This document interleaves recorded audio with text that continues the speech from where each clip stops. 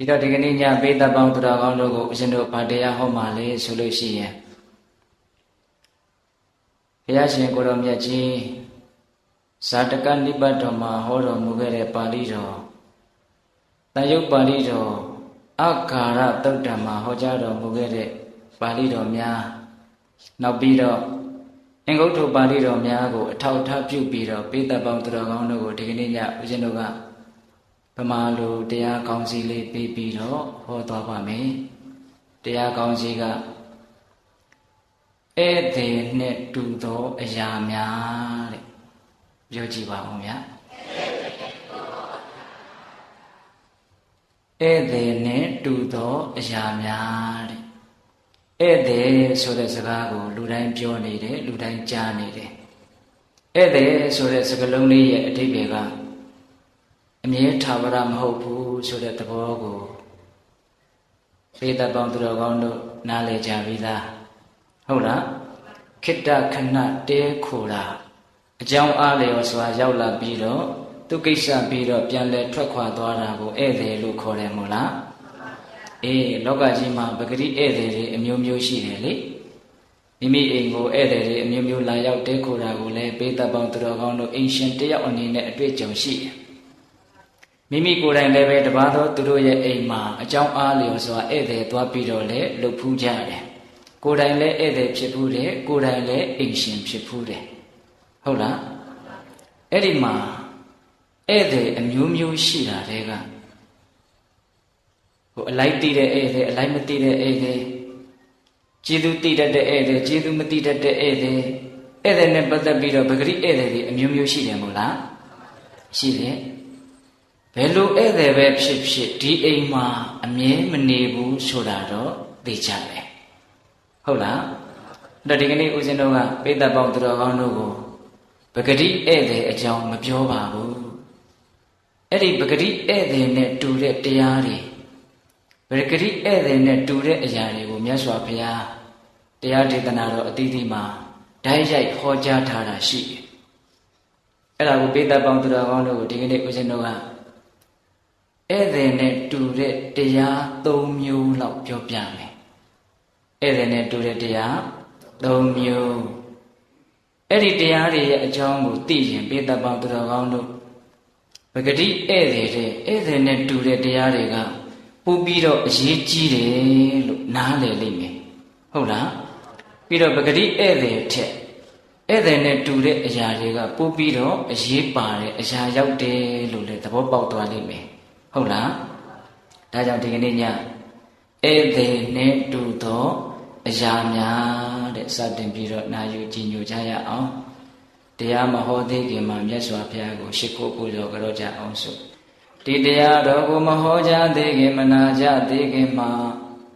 တရားတော်အလုံးကိုဟောကြားတော်မူခဲ့တဲ့ဘုရားရှင်ကိုယ်တော်မြတ်ရဲ့အင်မတန်အေးချမ်းကြည်လင်တော်မူတဲ့မဟာကရုဏာကိုသိစရာတရားလုံးစုံကိုသိတော်မူမြင်တော်မူတဲ့သဗ္ဗညုတဉာဏ်ဒီဟုသောပညာကိုထိုမဟာကရုဏာကိုပညာကိုနှစ်ပါးစုံတို့ဖြင့်ပြည့်စုံတော်မူတဲ့ဘုရားရှင်ကိုယ်တော်မြတ်ကိုယုံသိမြတ်တို့ရှိခိုးပူဇော်ကြအောင်စို့အလုံးလက်ဥပ္ပလေးတွေခြိထားတယ်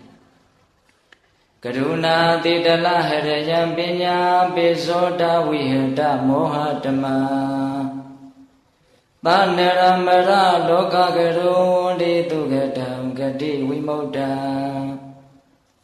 ကရုဏာတိတလဟရယံမဟာကရုဏာတော်ဖြင့်အေးမြသောစိတ်နှလုံးလေးရှိတော်မူပါပြီထသောပညာပိဇောတဝိဟတမောဟဓမ္မအရဟတမေတိဟုသောအရာဝလင်းဖြင့်ဝိဇ္ဇာတိဟုသောမိုက်မောင်ကိုဖယ်ခွာတော်မူပြီးထသောသနရမရလောကကရုံလူနှမြမတတဝအနန္တတို့၏ကြောက်တီတန်တုအလေးကရုပြုရာတဆူရီသောဆရာသခင်လည်းဖြစ်တော်မူပါပြီထသောဂတိဝိမု ddha ဒေဝမနုဿနိတယနှင့်ပေတတလိဆံလာရရှိငါတန်သောဂတိတို့မာလီအထူးသဖြင့်ကင်းလွတ်တော်မူပြီးထသောသူကတံတတဝါတို့အားအကျိုးများကြောင့်ဟုတ်မှန်သောစကားကောင်းကိုသာမြတ်ဆိုတော်မူပါပြီထသော ဗုဒ္ဓသစ္စာလေးရတရားမြတ်ကိုလက်ပေါ်တင်တာဗရမ ्या ကဲ့သို့ပြတ်သားထင်ထင်သိမြင်ပြီးတတ်ဘုရားရှင်ကိုယ်တော်မြတ်ကြီးကိုမေယံတရားဟောပုဂ္ဂိုလ်တရားနာပုဂ္ဂိုလ်ခေါ်ဆိုပညာပရမတ်မမှုယုံနာနှဖျားဖြစ်ကြပါသောဘုရားတပည့်တော်တို့သည်ဘုနေဝနာမှာကာယဝစီမနောချီ၍သုံးလေဒွါရပနာမဖြင့်ဒုက္ခယောကျိုးလက်ဆုံးကိုကရှိခိုးဥညွတ်ပါ၏မြတ်စွာဘုရား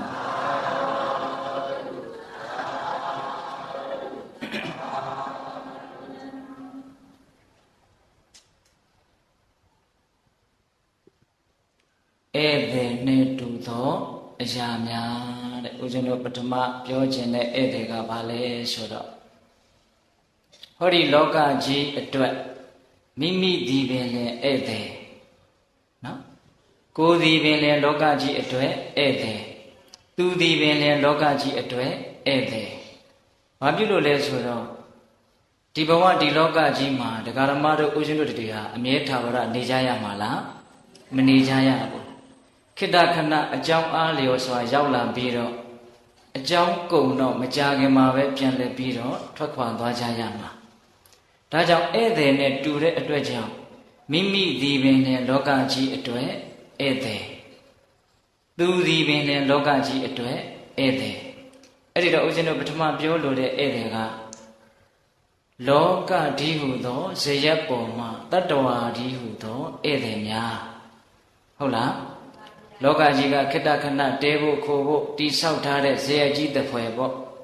တတ္တဝါတွေကတော့အကြောင်းအားလျော်စွာရောက်လာပြီးတော့တဲခိုကြတယ်ပြီးတော့ပြန်လဲထွက်ခွာသွားကြတဲ့အမျိုးမျိုးသောဧည့်သည်တွေပေါ့ဟုတ်လားဒါကြောင့်ပထမပြောခြင်းတဲ့ဧည့်သည်ကလောကဇယက်ပေါ်မှာတတ္တဝါဧည့်သည်များဟုတ်လားဘုရားတို့မင်းကုန်းစတော်ဘုရားကြီးရေးခဲ့တယ်လို့အဆိုရှိတဲ့လင်္ကာလေးတစ်ပုဒ်ပေးတတ်တို့ရာကောင်းရလိမ့်မယ်လာတော့ငါလေတယောက်တည်းတော့လက်တွဲခေါ်เสียဖို့မပါဘူးဥစ္စာမပါလက်ဗလာတလုံးချင်းလေးအေးအေးဆေးဆေးလေးဆိုပြီးတော့နားထောင်ကြည့်မယ်ဆိုရင်အဓိပ္ပာယ်လည်းအင်မတန်လေးနဲ့တည်းအနှစ်သာရနဲ့လည်းပြည့်ဝတယ်အနုပညာလည်းမြောက်တယ်လို့ထင်တယ်ဒီကြပြလေးကတိတိကျကျနားထောင်ကြည့်နော်လာတော့ငါလေတယောက်တည်းတော့လက်တွဲခေါ်เสียဖို့မပါဘူးဥစ္စာမပါလက်ဗလာပြန်သွားတော့လေတယောက်တည်းတော့လက်တွဲခေါ်เสียဖို့မပါဘူးဥစ္စာချီနီကိုလုံးဒီဘယ်တတ္တဝါဖြစ်ဖြစ်တယောက်တည်းလာပြီးတော့တယောက်တည်းပြန်သွားတာဘာမှမတည်ခဲ့တယ်လို့ဘာမှလည်းပဲတည်ဆောင်ပြီးတော့မသွားနိုင်ဘူးဟုတ်လားအခုဆက်ဆိုမဲ့တတိယအပိုက်ကလေးကတတ္တဝါတွေရဲ့ဘဝတစ်ခုလုံးကိုအားလုံးခြုံမိအောင်အတိပ္ပယ်ပြည့်ပြည့်ဝဝလေးလေးနက်နက်ဆက်ဆိုထားတာလာပြီးတော့နာမသားသေးခင်ချိန်လေးတွေမှာလာပြီးတော့နာမသွားသေးခင်ချိန်လေးတွေမှာဝန်းကျင်ရှက်နွယ်နှောင်ကြိုးတွေ့ကြပြုံးရဲမဲ့ငိုချင်မုန်းပေါ်ကြမလို့ဒေါသလိုလောဘနဲ့ဘဝရိပ်မြုံကာချိုးဆုံငယ်ကံကုန်မိုးချုပ်လက်တွဲဖြုတ်ကတုတ်တုတ်စောလျင်ခရီးနေသည်တို့လျင်ဧည့်သည်တွေပါတကားတဲ့အတန်ချက်စကနည်းနည်းလေးအုံနေနော်လျှော့လိုက်ပါဦးဒီတော့ဒီအပိုင်လေးကိုပိဿပေါင်းသူတော်ကောင်းတို့ဦးဇင်းတို့ကအကျေချက်ပြီးတော့တောင်ပြောเสียမလိုတော့အောင်ကောင်းတယ်နောက်ထပ်တစ်ခေါက်လောက်နားထောင်ကြည့်ပါလားနော်လာပြီးတော့နာမသွားသေးခင်ချိန်လေးတွေမှာဝန်းကျင်ရှက်နွယ်နှောင်ကြိုးတွေ့ကြပြုံးရဲမဲ့ငိုချင်မုန်းပေါ်ကြမလူဒေါသလူလောဘနဲ့ဘဝရိပ်ညုံကာချိုးဆုံငယ်ကံကုန်မိုးချုပ်လက်တွဲဖြုတ်ကတုတ်တုတ်စောလျင်ခရီးနှင်းသည်တို့လျင်ဧည့်သည်တွေပါတကားဟုတ်လားအဲ့ဒီတော့မိမိဒီပင်နဲ့လောကကြီးအတွက်ဧည့်သည်တတ္တဝါဒီဟုသောဧည့်သည်တွေကလောကဇေယျကြီးပေါ်မှာအကြောင်းအားလျော်စွာတွေ့ကြတယ်ဆုံကြတယ်ကြုံကြတယ်ပြီးတော့လည်းပဲကွဲကွာသွားကြတယ်အဲ့ဒါလိုမကွဲခင်ကလေးမှာနိစ္စရာပတ်ဝန်းကျင်ကိုတန်ရောစဉ်အကျိုးအမျိုးမျိုးတွေနဲ့ရစ်ချီပြီးတော့အလိုမကြတော့ဒေါသအလိုကြတော့လောဘချစ်လိုက်မုန်းလိုက်ပြုံးလိုက်မဲလိုက်ငိုလိုက်ရေလိုက်နဲ့ ကကြိုးတွေကိုစုံနေတာပဲတဲ့ဘယ်လိုပဲကကြိုးတွေစုံကံကုန်လို့မိုးချုပ်ပြီဆိုတော့ခတ်တုတ်ခရီးကိုနှင်ရတဲ့ဧည့်သည်တွေကြီးပဲဒီတော့ဒကာဓမ္မတို့ဦးဇင်းတို့အတွက်မိုးကဘယ်တော့ချုပ်မှလဲဆိုတဲ့မေးခွန်းကလေးပဂတိမိုးကတော့124နာရီရှိတယ်ညနေ6နာရီ9နာရီခွဲဆိုရင်နေဝင်မှာဟဲ့လို့တိတိကျကျပြောလို့ရတယ်တတ္တဝတဦးတယောက်ရဲ့နေဝင်ချိန်ကြတော့တိတိကျကျသတ်မှတ်လို့ရလားမရဘူးတချို့ရဲ့နေဝင်ချိန်တွေဟာမြန်ဆန်ရောက်လာနိုင်တယ်ဟုတ်လားအဲ့ဒီတော့ကံကုံမိုးချုပ်လက်တွဲဖြုတ်တုတ်စောလျက်ခရီးနှင်သည်စကလုံးတိုင်းဟာအင်မတန်အနှစ်သာရနဲ့ပြည့်ဝပြီးတော့အင်မတန်လှလှပပဖွဲ့စည်းထားတယ်လို့ထင်တယ်ဟုတ်လားဒါကြောင့်ဒီလိုလင်္ကာလေးတွေကိုရွတ်ပြီးတော့နေရရင်ဒကာဓမ္မတို့ဦးဇင်းတို့ကုထုသင်တဘာဝကြီးနေတဲ့လောဘတွေသေးသွားနိုင်တယ်အရှိန်ပြင်းထန်စွာဖြစ်နေတဲ့ဒေါသတွေရပ်တန့်သွားနိုင်တယ်ဟုတ်လားလာပြည်တော်နာမသွားသေးခင်ချိန်လေးတွေမှာဝန်းကျင်ရှက်နွယ်နှောင်ကြိုတွေ့ကြပြုံးရဲမဲ့ငိုချင်မုန်းပေါ်ကြမလိုဒေါသလိုလောဘနဲ့ဘဝရိပ်မြုံကာချိုးဆုံးခဲ့ကံကုန်မိုးချုပ်လက်တွဲဖြုတ်ကတုတ်စောလျင်ခရီးနှင်သည်တို့လျင်ဧည့်သည်တွေပါတကားဒါလေးဦးသိန်းကဏိဒန်းလေးခြေလိုက်တာဒီဧည့်သည်ဆိုတဲ့ဟောဟာရတတ္တဝါတွေဟာဧည့်သည်ပါပဲလို့ပါဠိတော်ထဲမှာဓာတ်ရိုက်ပြောထားတာရှိတယ်ဘယ်သူပြောခဲ့တာလဲဆိုတော့ခေမာထေရီဘိက္ခုနီမကြီးဖြစ်လာမဲ့အမျိုးသမီးကြီးတူပြောခဲ့ဘူးတဲ့ခေမာထေရီဆိုတာပိသက်ကြီးကြားဖို့ပါတယ်နော်ဗိမိတာရမင်းကြီးရဲ့မိဘရဲ့ခေါင်းကြီးလေအင်မတန်ရုပ်ဆင်းအင်္ဂါတင့်တယ်လို့မြတ်စွာဘုရားစီမသွားဘူးလေမြတ်စွာဘုရားကရုပ်ဆင်းအင်္ဂါရဲ့မတင့်တယ်တဲ့ဆက်စုပ်ဖွယ်သဘောတွေကိုဟောကြားတယ်ဆိုပြီးတော့သူမသွားဘူးနောက်တော့ဗိမိတာရမင်းကြီးကဝိလုဝံကျောင်းတော်ရဲ့တာယာပုံလှပပုံတွေကိုကြပြားဒီတခြင်းတွေရေးပြီးတော့ဆက်ဆိုကြတော့အဲ့ဒီအတန်ကိုကြားပြီးတော့ဝိလုဝံကျောင်းတော်ကိုခေမာမိဖုရားရောက်သွားတာအဲ့ဒီမှာမြတ်စွာဘုရားဖန်ဆင်းထားတဲ့အင်မတန်လှပတဲ့အမျိုးသမီးရုပ်ကလေးကိုကြည်ရင်နဲ့သူမျက်စိရှင်မှာပဲအိုတယ်နားတယ်လူလှိမ့်ပြီးတော့ဝေဒနာတံပြင်းပြင်းထန်ထန်ခံစားရင်းနဲ့ပုတ်ပွားပြီးတော့သေဆုံးပြီးတော့အဲ့ဒါလိုမျိုးရုပ်တရားရဲ့သဘောတဘာဝဇာတိအမှန်ကိုမြတ်စွာဘုရားတဘိုးတော်နဲ့ပြတယ်ဒီဇလံပိသက်ကြီးသိပြီးသားဒါကြောင့်အမြန်အပြေးသွားပြောလိုက်တာဟုတ်လားအဲ့ဒီလိုနဲ့သူတန်ဝေကရပြီးတော့ဘိက္ခုနီမဖြစ်တယ်ဖြစ်မဲ့ဖြစ်တော့လည်းပဲပညာအရာမှာဣတတဲ့ရတဲ့ဘိက္ခုနီမကြီးကိုသွားဖြစ်တာအဲ့ဒီခေမာထေရီဖြစ်လာမဲ့အမျိုးသမီးကြီးတူတခုသောဘဝတုန်းကတတ္တဝါဆိုတာဧည့်သည်ပါလို့သူပြောခဲ့ဘူးတဲ့အဲ့ဒါလေးကိုဦးဇင်းနည်းနည်းပြောပြမယ်တိုက်ဆိုင်ပဲဒီကနေ့တရားပွဲအလှရှင်ဖြစ်တဲ့ဒကမာကြီးတော်စန်းကြီးအဲ့ဒါဘယ်သူလဲဒကမာကြီးလားဒကမာကြီးရဲ့သားလေးကကဘာအေးမှာဆုံးရှာရတယ်ဟုတ်လားအောက်မှာဦးဇင်းကိုပြောလိုက်တယ်နော်အခုဟောမဲ့တရားနဲ့အဲ့ဒီအဖြစ်ပြက်လေးကအနည်းငယ်များတိုက်ဆိုင်တယ်ဦးဇင်းကဒီကြမှာဒကမာကြီးရဲ့အကြောင်းကိုသိတာပါဒါတိုက်ဆိုင်မှုတက်အဲ့ဒီခေမာထေရီဘိက္ခုနီမကြီးအလောင်းကဘယ်ဘဝတုန်းကပြောခဲ့တာလဲဆိုတော့ဦးဇင်းတို့တခုသောဘဝတုန်းကခေမာထေရီဘိက္ခုနီမရဲ့အလောင်းဟာဦးဇင်းတို့ဘုရားအလောင်းသူတော်ကောင်းကြီးနဲ့ဇနီးခင်မွန်းဖြစ်တယ်ဘုရားလောင်းကြီးကညံကြီးတဲ့အခါကျတော့လောကကြီးကိုကြည့်တယ်တတ္တဝါတွေကိုကြည့်တယ်သူမျက်စိရှင်တွေပဲပေါ်ပေါက်လာတယ်သူမျက်စိရှိတယ်မဲကွယ်ပြောက်သွားတဲ့လူတွေကိုအများကြီးသူတွေ့တဲ့အတွက်ကြောင့်လောကကြီးမှာလာရောက်ကြတဲ့ပုဂ္ဂိုလ်တွေဟာဧည့်သည်တပွဲဖြစ်တယ်လို့သူသိတယ်ပြီးတော့သူ့မိသားစုသူ့မှာသားလေးတစ်ယောက်ရှိတယ်သမီးလေးတစ်ယောက်ရှိတယ်သားနဲ့ညားထားတဲ့ချွေးမတစ်ယောက်လည်းရှိတယ်ကျွန်မတစ်ယောက်လည်းရှိတယ်အဲ့ဒါကိုဘုရားလောင်းကြီးကအမြဲတမ်းဆုံးမတယ်ဘဝကိုခိုင်မြဲတယ်လို့ဘယ်တော့မှမအောင်မေ့လေနဲ့ဘဝဆိုတာတိမ်တိုက်တပွဲပဲပုံသဏ္ဍာန်အမျိုးမျိုးပြောင်းပြီးတော့လွင့်မျောနေတာဟုတ်လားဘဝဆိုတာဧည့်သည်တပွဲပဲအကြောင်းအားလျော်စွာတွေ့ကြုံပြီးတော့မကြခင်မှာပဲကွဲကွာသွားကြမှာအဲ့ဒီကွဲကွာသွားမဲ့သဘောကိုအမြဲတမ်းစိတ်ထဲမှာနှလုံးသွင်းထားအောင်းမေ့ထားအုံနောက်ထဲကိုထည့်ထားအဲ့ဒါကိုမေ့မဖြစ်နဲ့ဘုရားလောင်းကအဲ့ဒါလိုဆုံးမတာ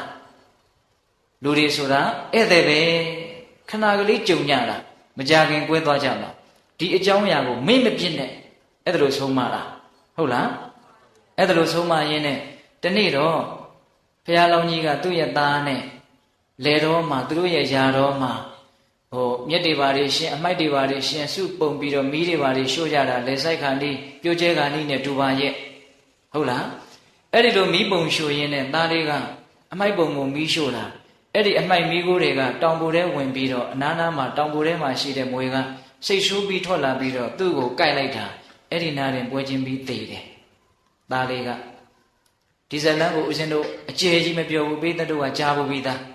ဟုတ်လားဒါပေမဲ့ဇလန်းထဲမှာပြောတဲ့စကားလေးတွေကအနှစ်ရှိတယ်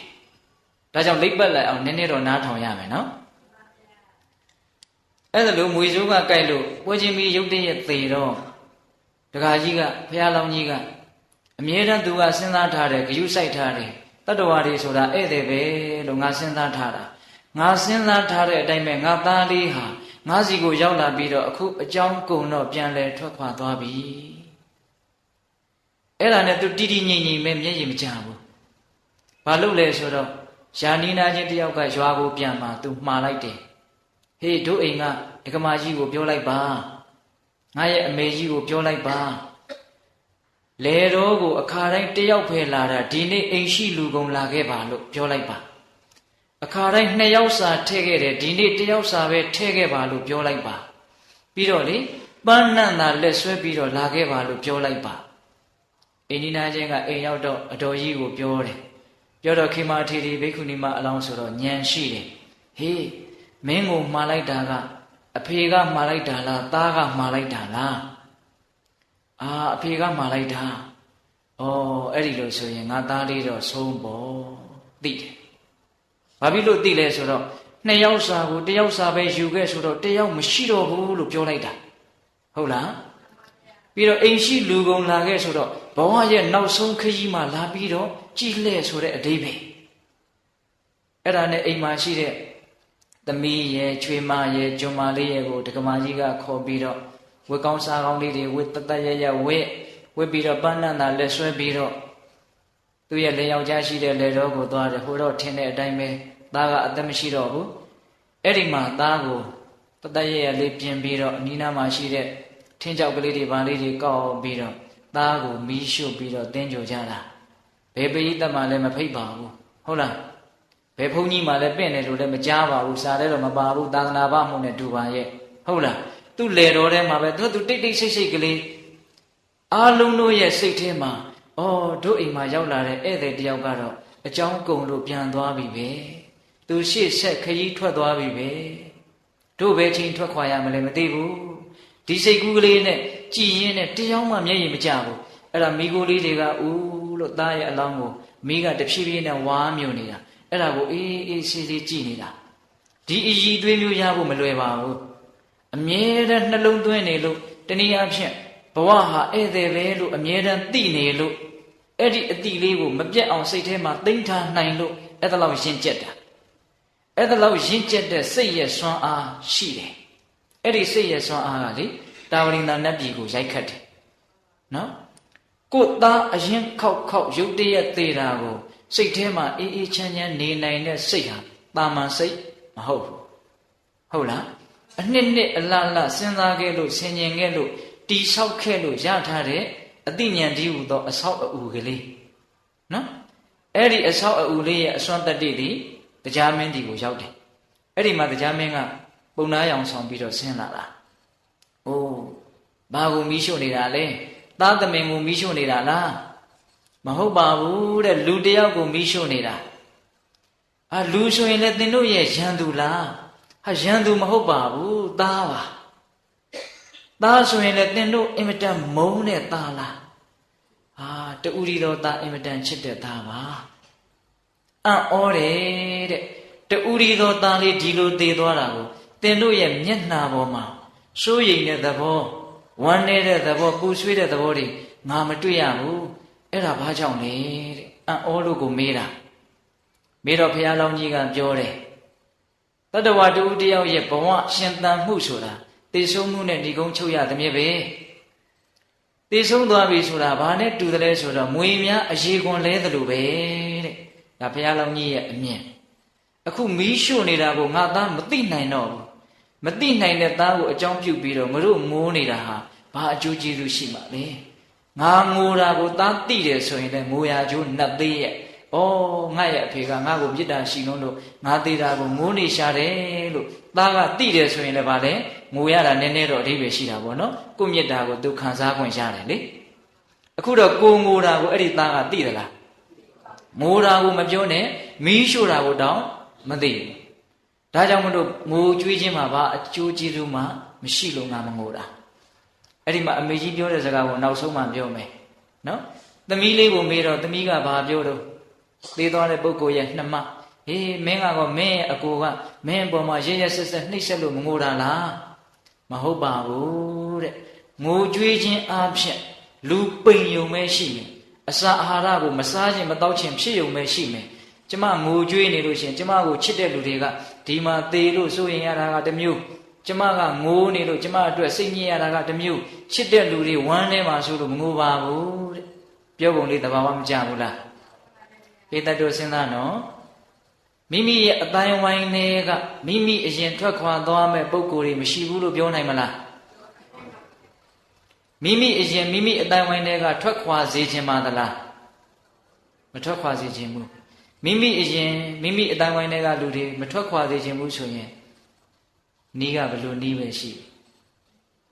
ကိုအတိုင်းဝိုင်းတွေကအရင်ထွက်ခွာဖို့ပဲရှိတယ်အဲ့ဒါလိုပြောတော့ပိုးတောင်ထိတ်လန့်တရားကောင်းသွားပြီဘယ်နီးလန်းကကြိုက်တယ်ဘယ်နီးလန်းကောင်းလဲကိုအရင်ကိုအတိုင်းဝိုင်းကလူတွေကိုထွက်ခွာသွားစေခြင်းသလားဟာတော်တော်ဖြေရခက်တဲ့မေးခွန်းပဲဘုန်းကြီးကတော့တော်တော်ကိုစိုးပြီလို့များအောင်းမိနေမှမသိဘူးကိုအတိုင်းဝိုင်းကနေကလူတွေကိုအရင်မထွက်ခွာစေခြင်းဘူးဆိုရင်အဲ့ဒီလိုဆိုရင်ကိုကအရင်ထွက်ခွာဖို့ပဲရှိတယ်ကိုကတော့အရင်ထွက်ခြင်းသလားဒါမြင်ရင်ဘယ်လိုလုပ်မှာလဲအဲ့ဒီဟာကြီးကတိုးလို့တန်းတန်းထားလို့မရဘူးဟုတ်လားတယောက်ယောက်ကတော့အရင်သွားရမှာပဲလေဧည့်သည်ဇရက်ပေါ်အမြဲနေခွင့်မရှိဘူးဟင်ဒကမာကြီးတွေအမြဲနေခွင့်မရှိဘူးနော်အခုဒီမှာပြောနေတယ်အမြင်တွေကဆူးရှာတယ်နော်အဲ့ဒီလိုပြောတာနှမလေးကအဲ့ဒါနဲ့တည်တဲ့ကလေးရဲ့ဇနီးကိုမေးတာမင်းကတော့မင်းယောက်ျားကမင်းပေါ်တိတ်ရက်ဆက်လို့မငိုတာလားမဟုတ်ပါဘူးတဲ့အိုးလကမှမြင်ရသေးတယ်လကိုရခြင်းလို့ငိုတဲ့ကလေးလကမှမြင်ရသေးတယ်အခုမီးရှို့လို့မကြခင်ပျောက်ကွယ်တော့မယ်လကိုရလို့ငိုခြင်းနဲ့ကလေးငိုတဲ့ကလေးတဲ့ပူးပြီးတော့အတိတ်ပဲမဲ့တယ်ကျမငိုနေလို့ကျမလျောင်ကြမသိတော့ဘူးတဲ့ဒါကြောင့်မငိုတာအဲ့ဒီမှာကျွန်မကိုမေးတယ်ပါရမီရှင်တွေရှုနေတာဗျကျွန်မကလည်းပဲဟိုအခါမသိလို့ကျွန်ဖြစ်နေလို့ဉာဏ်ရှိတယ်ဘာပြောလဲဆိုတော့ရေအိုးကြီးကွဲတယ်ပြန်ဆက်ကြည့်တယ်ဟာမရပါလားမရလို့စိတ်ပြက်မယ်ဆိုရင်အဲ့ဒါလူမိုက်ပဲရေအိုးခွဲကြီးကပြန်ဆက်လို့ရမှာလားမရဘူးသေပြီးမှဘယ်နဲ့လုံးမှာတော့ပြီးတော့တာပဲတဘဝပြီးတော့တာပဲကျွန်တော်မျိုးမကြီးငိုတာကို तू မသိနိုင်ဘူးဒါကြောင့်ငိုတာအဲ့ဒီမှာမအေးဖြစ်တဲ့ပုဂ္ဂိုလ်ပြောတဲ့စကားကဦးဇင်းတို့စောစောကပြောခဲ့တဲ့ဧည့်သည်ဆိုတဲ့စကားလေးနဲ့ဆက်ဆက်တယ်သူကဘယ်လိုပြောလဲဆိုတော့အနာဝီတောတတောအာဂနာနုံညာတောဤတောကတောယထာကတောတထာကတောတထာကံပရိဒေဝနာအနာဝီတောတထာအနာဝီတောဟောဒီလောကကြီးကိုကျမရဲ့သားဟာမခေါ်ဘဲနဲ့ရောက်လာခဲ့တယ်အနာဝီတောတတောအာဂနာနုံညာတောဤတောကတောကျမကအနူးအညွတ်ခွင့်မပြုဘဲနဲ့ကျမရဲ့ရင်ဝင်ကနေပြီးတော့ထွက်သွားတာလာခဲ့လို့လည်းဒီသားလေးကိုမခေါ်ခဲ့ဘူးဒီသားလေးရကျင်လိုက်တာမင်းဘယ်ဘဝကနေအမိဝမ်းကောင်းတဲ့ကိုဝင်ခဲ့လို့ခေါ်ခွင့်ရှိသလားခေါ်လို့ကိုရသလားမရဘူးလာခဲ့လို့မခေါ်ဘဲနဲ့ရောက်လာပြီးတော့ပြန်သွားတော့လို့နှင်လည်းမနှင်ရဘူးခွင့်လည်းမပြုဘူးအဲ့ဒါကိုအတင်းအဓမ္မထွက်ခွာသွားတာယထာကတောတထာကတောအဲ့ဒါလို့လာခြင်းတလို့လာပြီးတော့သွားခြင်းတလို့သွားနေတဲ့အရာအတွက်နဲ့ဘယ်ကိစ္စကြောင့်ငိုရမှာလဲဒီစကားလေးကောင်းတယ်နော်လာခဲ့လို့ခေါ်သလားပြန်တော့လို့ခွင့်ပြုသလားလာခြင်းတလို့လာပြီးတော့သွားခြင်းတလို့သွားခဲ့တာဒါကြောင့်မို့လို့ငိုကြွေးခြင်းမှာဘာအဓိပ္ပာယ်မှမရှိဘူးတဲ့ခုတရားဓမ္မတို့ဦးဇင်းတို့တွေလည်းပဲဟောဒီလူလောကကြီးကိုလာခြင်းတလို့လာပြီးတော့သွားခြင်းတလို့သွားကြတာဧည့်သည်ဟုတ်လားအဲ့တော့ဦးဇင်းတို့ကတခါတလေစဉ်းစားမိတယ်လူလောကကြီးဟာဘာနဲ့တူလဲဆိုလို့ရှိရင် ဧည့်သည်တွေလူဝင်လူထွက်တွေသိပ်ပြီးတော့များတဲ့ရွာကြီးတရွာနဲ့တူတယ်ဝင်လာတဲ့လူတွေကလည်းမစက်တသေးသေးပဲဟုတ်လားထွက်ခွာသွားတဲ့လူတွေကလည်းအရှိုးအရှိုးပဲဟင်အခုလူလောကကြီးအဲ့ဒါနဲ့မတူဘူးလားဟင်သားဖွာကန်ဒီဘာတွေသွားကြည့်ပါလားအမြဲတမ်းဝင်ရောက်နေတာပဲလေဟင်အမြဲတမ်းဝင်ရောက်နေတာပဲလေဟုတ်လားဟာထွက်ခွာသွားတဲ့ဘက်ကိုလည်းကြည့်ပါဦးစီစီကားကားပါပဲဟုတ်လားနေတိုင်းအုပ်စုကြီးဖွဲ့ပြီးတော့ငိုကြွေးတန်တွေတသေးသေးနဲ့သူတို့လည်းပဲစီစီကားကားကြီးထွက်ခွာနေတာပဲဒါပေမဲ့လောကကြီးကပုံမပြတ်ဘူးဒီတိုင်းပဲနေနေတယ်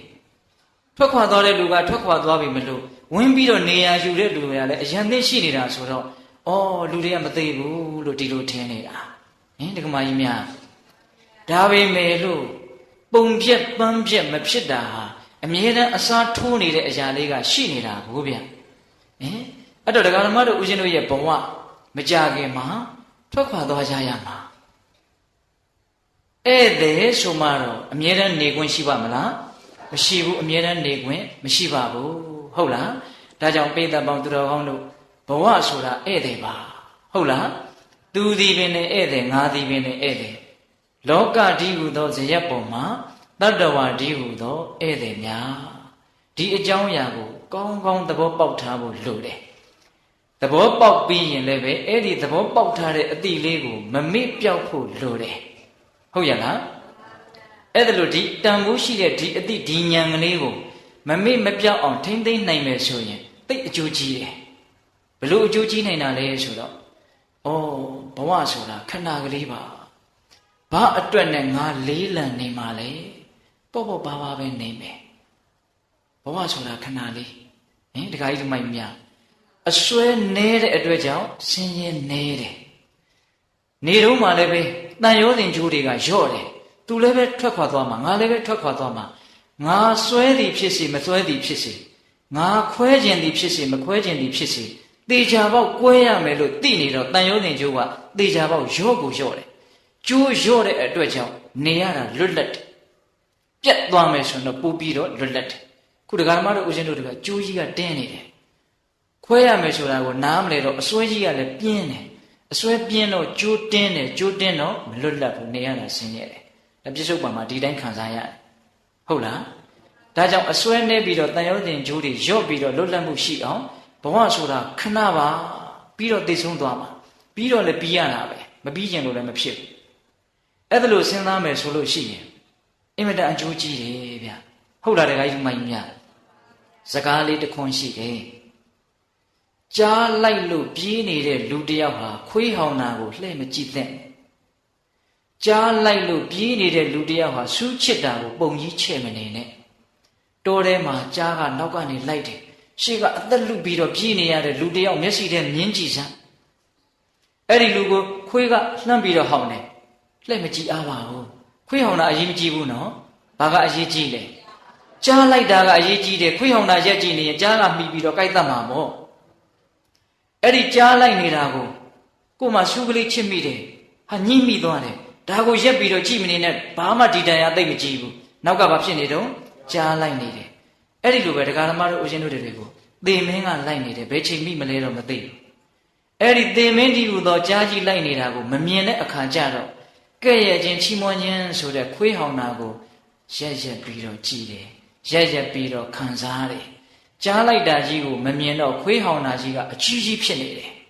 ပိဋကတို့ကိုဦးဇင်းတို့အနုစိတ်ရှင်းမပြဘူးဒီလူတွေဉာဏ်ရှိတယ်နော်ဟုတ်လားနောက်ကကြားလိုက်နေတာကိုမမြင်တော့လောကဓာတ်ရှုကလေးအตาကလေးချစ်တာကိုအကြီးကြီးလို့ထင်တယ်နေပေါင်းသွေးတွေထွက်နေလိုက်တာလုံမနေနဲ့နောက်ကဘာလိုက်နေလဲကြားလိုက်နေတယ်ဘဝဆိုတာခဏပါလို့သိတဲ့အသိနော်သိခြင်းတရားမရဏနုတ္တိကမ္မထံသိပြီးတော့အစွမ်းထက်တယ်ဟုတ်လားဒါကြောင့်ကိုယ့်ဘဝမှာပြဿနာတွေနဲ့လေးလံနေတဲ့အခါမျိုးမှာစဉ်းစားကြည့်လိုက်ပါငါဘာတွေပုံကြီးချင်နေတာလဲဒီပြဿနာတဲ့ကြီးတဲ့ပြဿနာကြီးငါတွေ့ရအောင်မှာပြဿနာအကြီးကြီးကိုမေ့နေလို့ပြဿနာအသေးသေးလေးတွေကဂုတ်ပေါ်ခွရှိပြီးတော့အကြီးကြီးလို့ကိုယ့်ကိုချက်ပြီးတော့နှိမ့်ဆက်နေတာစင်စစ်တော့ပြဿနာအကြီးကြီးကိုမမြင်လို့ပြဿနာအသေးလေးကိုအကြီးကြီးထင်နေတာပြဿနာအကြီးကြီးကတေချာပေါက်ရှိတယ်သိရမယ်မသိခင်မှာနာကျင်ကြိုက်ခဲမှုတေချာပေါက်တွေ့မယ် အဲ့ဒီအချိန်မှာတကယ်ပြည်လေအောင်နေနိုင်မလားဒီမိကုန်းကိုပြည်လေအောင်ဖြစ်တတ်ဖို့လိုတယ်နော်တခါကြီးဒီမိုင်းမြတ်ဟုတ်လားငွေကြေးနဲ့ဖြည့်ရှင်းလို့ရမှာလားကိုတန်ဖိုးထားတဲ့ဂုဏ်တွေပကာသနာတွေနဲ့ဖြည့်ရှင်းလို့ရမှာလားအတိုင်းဝိုင်းနေနဲ့ရောဖြည့်ရှင်းလို့ရမှာလားဉာဏ်ကလွဲလို့ကုသိုလ်ကလွဲလို့အဲ့ဒီပြဿနာကိုဖြည့်ရှင်းပေးနိုင်တဲ့အရာချားမရှိနော်ဒါကြောင့်ဒီစကားလေးကိုထပ်ပြီးတော့မှတ်ပါကြားလိုက်လို့ပြေးနေရတာရှုချစ်တာတွေခွေးဟောင်တာတွေကိုလှည့်ကြည့်မနေနဲ့ငုံကြည့်မနေနဲ့ဟုတ်ရဲ့လားအေးဒါကြောင့်ဦးဇင်းတို့ပထမပြောခြင်းနဲ့ဧည့်သည်အချိန်ဒီလောက်ပဲရတယ်နောက်ထပ်ဧည့်သည်နှစ်ခုပြောတဲ့အရှိသေးတယ်အဲ့ဒီတော့နံပါတ်1ဧည့်သည်ဗါတဲ့လေလောကဇေယျပုံမှာတတ္တဝါဧည့်သည်များဒါဆိုရင်လုံလောက်ပါပြီဟုတ်လားအေးဦးဇင်းတို့ဒုတိယဧည့်သည်အကြောင်းပြောရအောင်ဧည့်သည်တွေကတစ်ခုပြီးတစ်ခုပို့ပြီးတော့လေးနဲ့လာမယ်ဘေးတတို့ဦးဇင်းကစကားကိုပေါ့ပေါ့လေးမပြောချင်ပါဘူးနော်တလုံးမကြံအလေးအလွှဲမရှိအောင်နားထောင်စေခြင်းနဲ့အတိပ္ပယ်မရှိတဲ့စကားချက်ထွင်ပြီးတော့အရေးမရအဖတ်မရစကားတွေမပြောချင်ဘူးဟုတ်လားတခါကြီးမိုင်းမြအဲ့တော့ဒုတိယဧည့်သည်ဦးဇင်းတို့ဆက်ပြီးတော့ပြောကြည့်မယ်ဟုတ်လားဒုတိယဧည့်သည်ကိုဦးဇင်းတို့ဘယ်သုတ်တံကိုအခြေခံပြီးတော့ပြောမှလဲဆိုလို့ရှိရင်တန်ရုပ်ပါဠိတော်မှာဝေဒနာတန်ရုပ်ဆိုပြီးတော့ရှိတယ်အဲ့ဒီမှာအာဃာရသုတ်တံဆိုပြီးတော့သုတ်တံတူတူလေးတစ်ပုဒ်ပါတယ်အဲ့ဒီသုတ်တံကိုဦးဇင်းတို့ယူပြီးတော့ပြောပြမယ်အဲ့ဒါလေးကိုပိဋကပေါင်းသူတော်ကောင်းတို့နာယူနှလုံးသွင်းကြည့်ကြဒုတိယဧည့်သည်ဟုတ်လားတေယထာပိဘိက္ခဝေအာဂန္တုကာကာရံတထပုရိမထာယပိဒိတာယအာဂန္တဝါဝါတံကပ္ပင်တိဘိက္ခဝေယဟန်တော်မြတ်ဥချစ်သားတို့တေယထာပိဥပမာအဖြင့်အာဂန္တုကာကာရံဧည့်သည်ရိတေခုယဇယတိအဋ္ဌိတန္တိရှိပါကုန်၏ချစ်သားတို့အရက်လေးမျက်နှာအရက်ရှိမျက်နှာအလွှာအသီးသီးကလာတဲ့ဧည့်သည်တွေတဲဖို့အတွက်ဇယကြီးတစ်ဆောင်ရှိတယ်ဆိုကြပါစို့တဲ့နော်တထာထိုဇယကြီး၌ဘုရတိမာယပိဒိတာယအရှိယမရောက်လာကြကုန်သောအရှိယမအာဂန္တဝါရောက်လာကြ၍ဝါတံကပ္ပင်တိတဲခိုခြင်းကိုပြုကြကုန်၏အရှိမျက်နှာကလူတွေရောက်လာပြီးတော့တဲကြတယ်အဲ့ဒါလိုပဲအနောက်မျက်နှာကတောင်မျက်နှာကမြောက်မျက်နှာကမင်းနေပုံနာတွေတတိတွေတကြွယ်တွေဆင်းရဲသားတွေကုံသေးတွေအလွှာအသီးသီးလူဒန်းသားအမျိုးမျိုးလမ်းကြုံရင်ဒီဇရက်ပေါ်မှာဝင်ပြီးတော့တက်ပြီးတော့နားလိုက်တာပဲတဲခိုလိုက်တာပဲဟုတ်လားမျက်စိထဲမြင်တယ်နော်အဲ့ဒီဧည့်သည်တွေရဲ့စိတ်ထဲမှာငါဟာဒီဇရက်ကြီးပေါ်မှာအမြဲနေမယ်လို့စိတ်ကူးမရှိတာသိကြတယ်ဟုတ်လားသူတို့စိတ်ကူးပေါက်ရင်ဝင်ပြီးတော့တက်မယ်နားခုမယ်ပြီးရင်ပြန်ပြီးတော့ဆင်းသွားမယ်အဲ့ဒါလိုတက်ချင်ရင်တက်မယ်ဆင်းချင်ရင်ပြန်ဆင်းသွားမယ်အမြဲထာဝရဒီဇရက်ပေါ်မှာသူတို့နေကိုမနေဘူးနော်ဧဝမေဝခောဤအတူသာလျံဣမသမိန်ကာယသမိန်ဟောဒီခန္ဓာကိုယ်ကြီး၌ဝိဝိဒာဝေဒနာအထူးထူးပြားပြားများလွှတ်စားသောခံစားချက်တို့သည်ဥပ္ပဇ္ဇန္တိဖြစ်ပေါ်၍နေကြကုန်၏ဟောဒီခန္ဓာကိုယ်ကြီးဒီဟုသောဇရက်ပေါ်မှာလည်းပဲအထူးထူးပြားပြားများလာတဲ့ခံစားချက်လို့ခေါ်တဲ့ဝေဒနာတရားတွေဟာအမြဲတမ်းဖြစ်ပေါ်နေတယ်တဲ့ဒီတော့ပုံကလေးနည်းနည်းပေါ်သွားပြီပဂရိဇေအကြီးကိုပဂရိဧည့်သည်တွေလာရောက်တဲတယ်လို့ဒီခန္ဓာကိုယ်ဒီဟုသောဇေအကြီးပေါ်ကိုလည်းပဲခံစားချက်ဝေဒနာတရားတွေဟာရောက်လာပြီးတော့ပျောက်ကွယ်သွားကြတယ်ဒီတော့ဒုတိယပြောလိုတဲ့ဧည့်သည်ကဘာလဲဆိုတော့ခန္ဓာဇယက်ပေါ်မှာဝေဒနာဧည့်သည်များပြောကြည့်စမ်းပါဗျာပထမဧည့်သည်ကလောကဇယက်ပေါ်မှာတတ္တဝါဧည့်သည်များအဲ့ဒါကနားလည်ဖို့လွယ်တယ်နော်အခုဒီဧည့်သည်ကနားလည်ဖို့ပို့ပြီးတော့ခက်ခဲလာတဲ့သဘောရှိတယ်အဲ့ဒါကိုဦးဇင်းတို့ကြိုးစားပြီးတော့ပြောပြမယ်ဒီဧည့်သည်ရဲ့အကြောင်းကိုသိရင်လည်းဘလို့အကျိုးရှိတယ်ဆိုတာကိုလည်းပြောပြမယ်ဟုတ်လားအဲ့တော့ဒုတိယဧည့်သည်ကခန္ဓာဇယက်ပေါ်မှာဝေဒနာဧည့်သည်များတဲ့ဒါကြမတို့ဦးဇင်းတို့ရဲ့ခန္ဓာကိုယ်ကြီးပေါ်ကိုဝေဒနာတရားတွေဟာအကြောင်းအားလျော်စွာရောက်လာကြတယ်အဲ့ဒီဝေဒနာတရားဆိုတာလူတိုင်းလည်းပြောနေကြတယ်ဝေဒနာဆိုတာဘာလဲလို့မေးရင်ခံစားမှုအဲ့ဒီဝေဒနာကိုမြတ်စွာဘုရားကအမျိုးမျိုးဟောတယ်ဝေဒနာကိုနှစ်ပါးလဲဟောတယ်ရှိတယ် ဒုက္ခဝေဒနာဒုက္ခဝေဒနာ၃ပါးဟောတာလည်းရှိတယ်ဒုက္ခဝေဒနာဒုက္ခဝေဒနာဥပေက္ခဝေဒနာ၅ပါးဟောတာရှိတယ်ဒုက္ခဝေဒနာဒုက္ခဝေဒနာသောမနတဝေဒနာဒေါမနတဝေဒနာဥပေက္ခဝေဒနာလို့၅မျိုးဟောတာလည်းရှိတယ်ဟုတ်လားဒီစက္ခုတံဖတ်တဇာဝေဒနာမျက်စိနဲ့ပတ်သက်ပြီးတော့ဖြစ်တဲ့ဝေဒနာနားနဲ့ပတ်သက်ပြီးတော့ဖြစ်တဲ့ဝေဒနာမျက်စိနားနာလျှာကိုယ်စိတ်နဲ့ပတ်သက်ပြီးတော့ဝေဒနာ၆ပါးဟောတာလည်းရှိတယ်အမျိုးမျိုးတတ္တဝါတွေရဲ့အလိုဆန္ဒအစ္ဆာတရားကိုလိုက်ပြီးတော့ဝေဒနာတွေကိုအမျိုးမျိုးဟောတယ်နော်ဦးဇင်းတို့၅မျိုးလောက်ရှင်းပြဒုက္ခဝေဒနာခန္ဓာကိုယ်ပေါ်မှာဖြစ်တဲ့ဝေဒနာနော်ဒုက္ခဝေဒနာသိတာတယ်ထင်ရှားတယ်ဘယ်လောက်ထိသိတာလဲဆိုရင်အော်ရဟေ့ရငိုရယိုရညီးရညူရလောက်အောင်သိတာတယ်ဒုက္ခဝေဒနာတကယ်ပြင်းထန်လာပြီဆိုရင်အဖေကဲပါအမေကဲပါလူးလှိမ့်နေရလောက်အောင်ပြင်းထန်တယ်ဒုက္ခဝေဒနာဘယ်မှာပေါ်တာလဲဟောဒီခန္ဓာကိုယ်ကြီးပေါ်မှာပေါ်တာနော်သိတယ်နော်အဲ့ဒီဒုက္ခဝေဒနာကိုလူတိုင်းကြောက်တယ်ဒီဒုက္ခဝေဒနာကိုကြောက်လို့မို့လို့ပူတာကိုကြောက်ရတယ်အေးတာကိုကြောက်ရတယ်ယောဂါကိုကြောက်ရတယ်ယောဂါဖြစ်မှကြောက်ရတယ်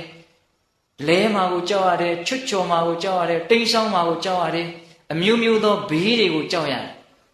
အဲ့ဒီကြောက်ရခြင်းအလုံးတို့ဒီဘာကိုကြောက်တာလဲလို့မေးရင်ဒုက္ခဝေဒနာကိုကြောက်တယ်ပိဋကဘာကိုကြောက်တာလဲဒုက္ခဝေဒနာကိုကြောက်တာဒါရုပ်ပိုင်းဆိုင်ရာအပေါ်ယံဆန္ဒကိုပတ်သက်ပြီးတော့ဖြစ်လာတဲ့ဝေဒနာဒုက္ခဝေဒနာနောက်ဒေါမနတဝေဒနာတဲ့ဒေါမနတဝေဒနာဆိုတာစိတ်ထဲမှာဖြစ်တာစိတ်ရဲ့မသက်သာမှုစိတ်ရဲ့မပျော်ရွှင်မှုစိတ်ရဲ့မချမ်းမြေ့မှုစိတ်ရဲ့မကြည်နူးမှုမလန်းမှုစိတ်ထဲမှာမရွှင်မှုညှိုးငယ်နေတယ်ဝမ်းနည်းနေတယ်ပူဆွေးနေတယ်ဖြစ်ချင်တာမဖြစ်လို့အလိုမကျဖြစ်နေတယ်စိတ်တိုင်းမကျဖြစ်နေတယ်အဲ့ဒါတွေမှန်သမျှသည်ဒေါမနတဝေဒနာအဲ့ဒီဒေါမနတဝေဒနာကိုလည်းကြောက်တာပဲအဲ့ဒီဒေါမနတဝေဒနာကစိတ်ထိခိုက်မှာကိုကြောက်တာကဲ့ရဲ့ခံရမှာကိုကြောက်တယ်အရှက်ကွဲမှာကိုကြောက်တယ်ဂုံမရှိမှာကိုကြောက်တယ်ဟုတ်လားဟင်တခါကြီးမိုင်းမြဟုတ်လားအဲ့ဒါလိုပတ်ဝန်းကျင်နဲ့ပတ်သက်ပြီးတော့ကိုယ့်ရဲ့စိတ်ထဲမှာကြောက်လန့်နေရတဲ့သဘောတွေဖြစ်မှာစိုးရိမ်တယ်အဲ့ဒါပါလေဒေါမနတဝေဒနာကိုကြောက်တာခံစားချက်တွေနော်စိတ်ထဲမှာမသက်မသာဖြစ်မှာစိုးလို့သူများကဲ့ရဲ့မှာကိုမကဲ့ရဲ့အောင်ကြိုးစားရဟုတ်ရလားအရှက်ကွဲမဲ့ကိစ္စတွေမဖြစ်အောင်ကြိုးစားရတာဘာဖြစ်လို့လဲစိတ်ပန်းမှာစိုးလို့စိတ်ပန်းတာကိုဘာဝေဒနာခေါ်မလဲဒေါမနတဝေဒနာနှစ်ပါးရှိပြီနော်အခြေခံလေးတွေပြောပြနေတာနောက်ဒုက္ခဝေဒနာခန္ဓာကိုယ်ပေါ်မှာဖြစ်တဲ့ချမ်းသာမှုသိတာတယ်ထင်ရှားတယ်ပြုံးနေအောင်စိတ်ထဲမှာသိတာတယ်ဆိုကြပါစို့တိတ်အိုက်တဲ့အခါမှာရက်ခတ်လိုက်တယ်ရက်လေးနဲ့ခန္ဓာကိုယ်နဲ့ထိတဲ့အခိုက်အတန့်လေးမှာကောင်းတယ်ဆိုတဲ့သဘောလေးသိထင်ရှားတယ်ဟုတ်လားသိချမ်းတဲ့အခါမှာစောင်းချုံလိုက်တယ်မီးလုံလိုက်တယ်သိသိတာတယ်ဟုတ်လားအဲ့ဒီဒုက္ခဝေဒနာအထွတ်အထိပ်ဟာဘာလဲလို့မေးရင်ကာမရတ္တကိုခံစားတဲ့ဒုက္ခဝေဒနာဟုတ်လားလူကာမတဲ့နတ်ကာမလေးပို့ပြီးတော့ချမ်းသာတယ်ထားတော့အဲ့ဒါဒီဒုက္ခဝေဒနာနောက်ပါလဲသောမနတဝေဒနာ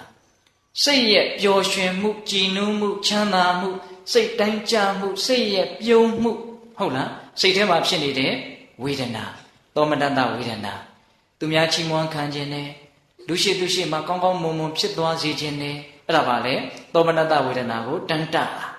ဟုတ်လားအေးအဲ့ဒီတော့၄ပါးရှိပြီနော်နောက်ဥပိ္ပခာဝေဒနာဒါကလူလောကမှာအဖြစ်ဆုံးဝေဒနာပဲဘာလို့ဆိုသူကကောင်းမကောင်းမထင်ရှားဘူးစိတ်ဖြစ်တိုင်းဖြစ်တိုင်းဝေဒနာနဲ့ကင်းပြီးတော့စိတ်ဆိုတာဘယ်သောခါကာလမှမဖြစ်စိတ်တိုင်းမှာခံစားချက်ပါတယ်ကိုသိလိုက်တာရှိတယ်မသိလိုက်တာရှိတယ်ဒုက္ခကထင်ရှားလို့သိတယ်ဒုက္ခကလည်းထင်ရှားလို့သိတယ်ဥပိ္ပခာကြတော့သိပြီးတော့မသိဒါကြောင့်ဥပိ္ပခာဖြစ်ရင်မောဟဖြစ်တာများတယ်ဒါကြောင့်လူဘဝကြီးမှာအဖြစ်အများဆုံးဝေဒနာဒီဥပိ္ပခာဝေဒနာပဲကောင်းတာလည်းမဟုတ်မကောင်းတာလည်းမဟုတ်စိတ်ထဲမှာပြောတယ်လို့လည်းမရှိဘူးပြင်းတယ်လို့လည်းမရှိဘူးဒီလိုနေလိုက်တာပဲအဲ့ဒီလိုနေလိုက်တဲ့အချိန်ကြီးမများဘူးလားများတယ်ဆရာတော်ကြီးလေဒီစတော်ကြီးရှင်းပြတယ်တစ်ပင်တောတောင်ရေမြေပဝန်းကျင်မြင်တယ်တိတ်ပြီးတော့စိတ်ထဲမှာလှုပ်ရှားမှုရှိပြီအဲ့ဒါဘာဝေဒနာလဲဥပေက္ခဝေဒနာအဲ့ဒီဝေဒနာတရားတွေဟာဒီခန္ဓာကိုယ်ကြီးပေါ်ကိုဇရက်တဖွဲအသုံးချပြီးတော့တက်လာလိုက်ရှင်းသွားလိုက်တက်လာလိုက်ရှင်းသွားလိုက်ခန္ဓာကိုယ်ကြီးကလည်းတားဝဲမရှိဘူးဇရက်ကြီးကလည်းဧည့်သည်တွေကိုဟိမင်းတို့ငါဘောမတက်ခဲ့နဲ့လို့တားသလားအဲ့ဒီဧည့်သည်တွေပြန်ရှင်းတော့မယ်ဆိုတော့အင်ကြီးကိုဆွဲထားသေးလား သူတို့ဆင်းကျင်လဲဆင်းဖို့တက်ချင်လဲတက်ဖို့သူ့မှာခေါ်ခွင့်လည်းမရှိသလိုတားခွင့်လည်းမရှိဘူးဒကာဓမ္မတို့ဥစဉ်တို့ခန္ဓာကိုယ်ကြီးကလည်းအဲ့ဒီအတိုင်းပဲဝေဒနာတရားတွေကိုဖိတ်ခေါ်ခွင့်မရှိသလိုတားဆီးခွင့်လည်းမရှိဘူးဒါကြောင့်ယဟန္တာတွေမှာလည်းဝေဒနာမရှိဘူးလားရှိတာပေါ့ရှိတာပေါ့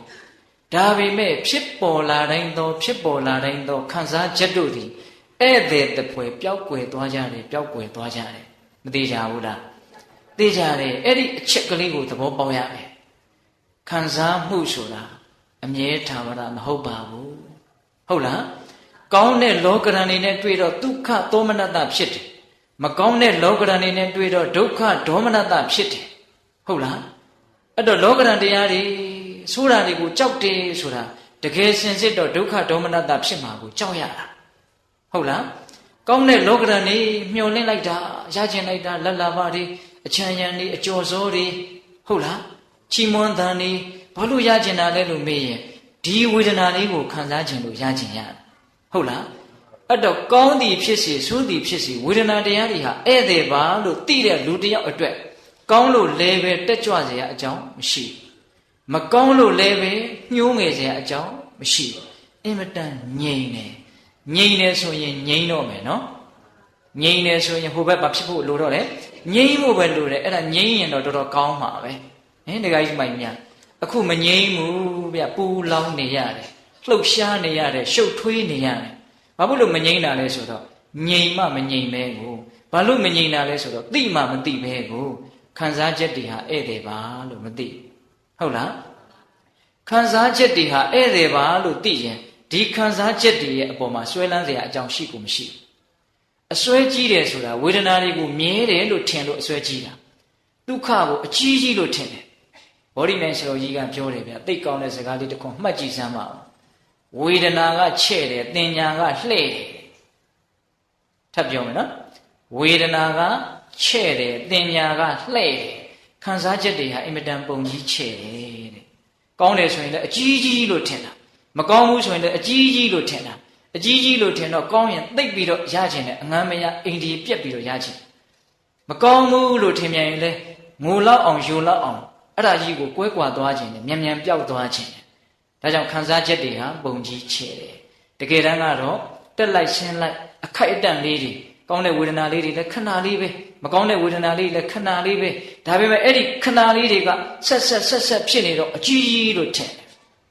တယ်တကယ်တမ်းကတော့အသေးလေးတွေပေါင်းထားတာအဲ့ဒီအသေးလေးတွေပေါင်းထားတာကိုခွဲစိတ်ပြီးတော့မကြည့်တတ်တော့အကြီးကြီးထင်ပြီးတော့ကောင်းတယ်ထင်တော့လည်းပဲတကယ်ကိုအိမ်ဒီမရမကောင်းဘူးလို့ထင်မြန်တော့လည်းပဲတကယ်ကိုအိမ်ဒီမရအေးဝေဒနာကချဲ့တယ်သင်ညာကလှဲ့တယ်သင်ညာဆိုတာကအမြဲတမ်းလှည့်စားတာမကောင်းတာကိုကောင်းတယ်လို့သူပဲလုပ်နေတာဟုတ်လားဆင်းရဲတာကိုချမ်းသာတယ်လို့သူပဲလုပ်နေတာဟုတ်လားဒါကြောင့်ဝေဒနာတရားတွေဟာခိတ္တခဏအခိုက်အတန့်သဘောတွေလို့သိဖို့မလိုဘူးလားလိုတယ်အဲ့ဒါလို့သိကျင်လို့ရှိရင်ဝေဒနာတွေဘာကြောင့်ဖြစ်တယ်လဲဆိုတာလေးကိုနည်းနည်းလေ့လာကြည့်ရခုဥစဉ်ဝေဒနာအကြောင်းလေးကိုပြောရတယ်နော်ဒီဝေဒနာတွေဘာကြောင့်ဖြစ်တယ်လဲနည်းနည်းလေးပါဠိလေးရွတ်ပြမယ်သက္ခုံစပဋိစ္ဆာရူပေစဥပ္ပစ္စတိသက္ခုဝိညာဏံဒိဏံသင်္ကတိတိဖတ်သောဖတ်တပစ္စယဝေဒနာဝေဒနာပစ္စယတဏ္ဏတဏ္ဏပစ္စယဥပါဒနာဥပါဒနာပစ္စယဘဝဘဝပစ္စယဇာတိဇာတိပစ္စယဇရာမရဏသောကပရိဒေဝဒုက္ခဒေါမနတုပါယတာဥပ္ပစ္စံတိတံဘဝန္တိနောက်ရွတ်တာလေးတွေတော့ကြားဘူးတယ်နော်ပထမမြတ်စွာဘုရားဗာပြောလိုက်လေသက္ခုံစပဋိစ္ဆရူပေစဥပ္ပစ္စတိသက္ခုဝိညာဏံတဲ့နည်းနည်းနဲ့လာပြီနော်ဟောဒီမျက်စိကိုအကြောင်းပြုပြီးတော့သက္ခုံစပဋိစ္ဆမျက်စိကိုအကြောင်းပြုပြီးတော့ရူပေစအဆင်းကိုအကြောင်းပြုပြီးတော့သက္ခုဝိညာဏံမြင်သိစိတ်ကလေးဒီဥပ္ပစ္စတိဖြစ်လာတယ်မျက်စိနဲ့မြင်ရအဆင်းကိုအကြောင်းပြုပြီးတော့ဘာဖြစ်လာတယ်မြင်သိစိတ်ကလေးဖြစ်လာတယ်ဘယ်နှခုရှိသွား၃ခုရှိသွားပြီမျက်စိရဲ့အဆင်းရဲ့အဲ့ဒါကိုအကြောင်းပြုပြီးတော့မြင်သိစိတ်ရဲ့၃ခုဖြစ်သွားပြီနော်ဒိဏံသင်္ကတိတိဖတ်တော်တဲ့အဲ့ဒီ၃ခုရဲ့အပေါင်းကိုဖတ်တာလို့ခေါ်တယ်တဲ့အဲ့ဒီ၃ခုရဲ့အပေါင်းကိုဘာခေါ်တယ်ဖတ်တာလို့ခေါ်တယ်ဖတ်တာဖြစ်လာရင်တော့ဝေဒနာတားလို့မရတော့ဖတ်တာပစ္စယဝေဒနာအဲ့ဒီတွေ့ထိခြင်းဖတ်တာကြောင့်ခံစားချက်ဆိုတာဖြစ်လာတယ်ဝေဒနာပစ္စယတဏ္ဏဝေဒနာဖြစ်လာရင်တဏှာဖြစ်တယ် ဒါကမိုက်မဲတဲ့ပုဂ္ဂိုလ်တွေအတွက်နော်ဒုက္ခဝေဒနာဖြစ်ရင်ထပ်ဆက်ပြီးတော့ရချင်တယ်တဏှာဖြစ်တယ်ဒုက္ခဝေဒနာဖြစ်ရင်လည်းတဏှာဖြစ်တာပဲဒေါသလည်းဖြစ်တာပဲဒေါသဖြစ်တာတော့ရှင်းတယ်ဗျာဒုက္ခဝေဒနာဖြစ်ရင်ဒေါသဖြစ်တယ်အဲ့ဒါရှင်းတယ်ဒုက္ခဝေဒနာဖြစ်ရင်တဏှာဘယ်လိုဖြစ်တယ်လဲဒါလေးကနည်းနည်းလေးပြောမှရတယ်ဒုက္ခဝေဒနာဖြစ်ရင်ဒါကြီးကိုပျောက်ချင်တယ်ပျောက်မှကောင်းမယ်ဆိုပြီးတော့ဒါပျောက်လို့ကောင်းတဲ့သဘောအဲ့ဒါလေးကိုရချင်တယ်ဒုက္ခဖြစ်လို့ရှိရင်ဒီဆင်းရဲရာကြီးရဲ့နေရာမှာကောင်းတာလေးအစားထိုးခြင်းတဲ့စိတ်ရှိကိုရှိနေတယ်အ ਨੇ ဆုံးဒါပျောက်သွားရင်တော့ကောင်းမယ်လို့အဲ့ဒီပျောက်သွားလို့ကောင်းတဲ့သဘောလေးကိုတန်းကိုတန်းတာတယ်အဲ့ဒါပါလေအဲ့ဒါတဏှာပေါ့ဟုတ်လားအေးအဲ့ဒီဝေဒနာပစ္စယတဏှာကတားရင်ရတယ်မတားရင်ဖြစ်တယ်နော်ဝိပဿနာရှုတယ်ဆိုတာအဲ့ဒါပဲဟင်ဝေဒနာကနေတဏှာကိုမကူးစေနဲ့လို့မိုးကုတ်စတော်ကြီးတဖွာဖွာပြောတာအဲ့ဒါပဲမတားလိုက်ရင်တော့ဖြစ်မယ်နော်တားရင်တော့သူကမဖြစ်ဘူးဝေဒနာပစ္စယတဏှာတဏှာပစ္စယဥပါဒနာတဏှာဖြစ်ပြီးရင်တော့ဥပါဒနာတားလို့မရသူတေချာပေါက်ဖြစ်ဥပါဒံဖြစ်ပြီးရင်ဘဝတေချာပေါက်ဖြစ်မယ်ဘဝဖြစ်ရင်ဇာတိဇရာမရဏဒုက္ခဆက်တေချာပေါက်ဆက်ပြီးတော့လဲပြီဟုတ်လားအဲ့တော့ဝေဒနာဘာကြောင့်ဖြစ်လဲဝေဒနာသည်အရှင်းနဲ့မျက်စိနဲ့တွေ့တယ်မြင်သိသိဖြစ်တယ်အဲ့ဒီသုံးခုရဲ့အပေါင်းဖတ်တာကြောင့်ဝေဒနာဖြစ်တယ်အဲ့ဒါလိုပဲနားနဲ့အသံကြာတိစိတ်နှာခေါင်းနဲ့အနံ့နံတိစိတ်သုံးခုကလေးတွေရှိတယ်နော်အဲ့လိုပဲအရာသာနဲ့ရှာနဲ့စားတိစိတ်သုံးခုရှိတယ်နော်ခန္ဓာကိုယ်နဲ့ဖုဒ္ဓဘာယုံနဲ့အတွေ့အထိကိုသိတဲ့တွေ့ထိသိစိတ်သုံးခုရှိတယ်နော်အဲ့ဒီသုံးခုရဲ့အပေါင်းဖတ်တာကြောင့်မို့လို့ဝေဒနာဆိုတာဖြစ်တာတဲ့ဟုတ်လားဝေဒနာဆိုတာဖြစ်တာအဲ့ဒါကိုဖတ်တာကိုနားလည်အောင်လေဒီစလိုကြီးပြောတာလေးကိုဦးစင်းပြောပြငရုတ်စုံတဲ့ကိုတဲ့အတန်ငယ်6တဲ့မကြီးကြီးမှဲ့ကလေးထည့်ပြီးတော့ငရုတ်ချပွေးနဲ့ထောင်းကြည့်လိုက်ပါတဲ့ထောင်းကြည့်လိုက်တော့အဲ့ဒီထောင်းခံလိုက်ရတဲ့မကြီးကြီးမှဲ့အချောက်ကလေးလေးကနည်းနည်းလေးရှူစေးသွားတယ်မြင်တယ်နော်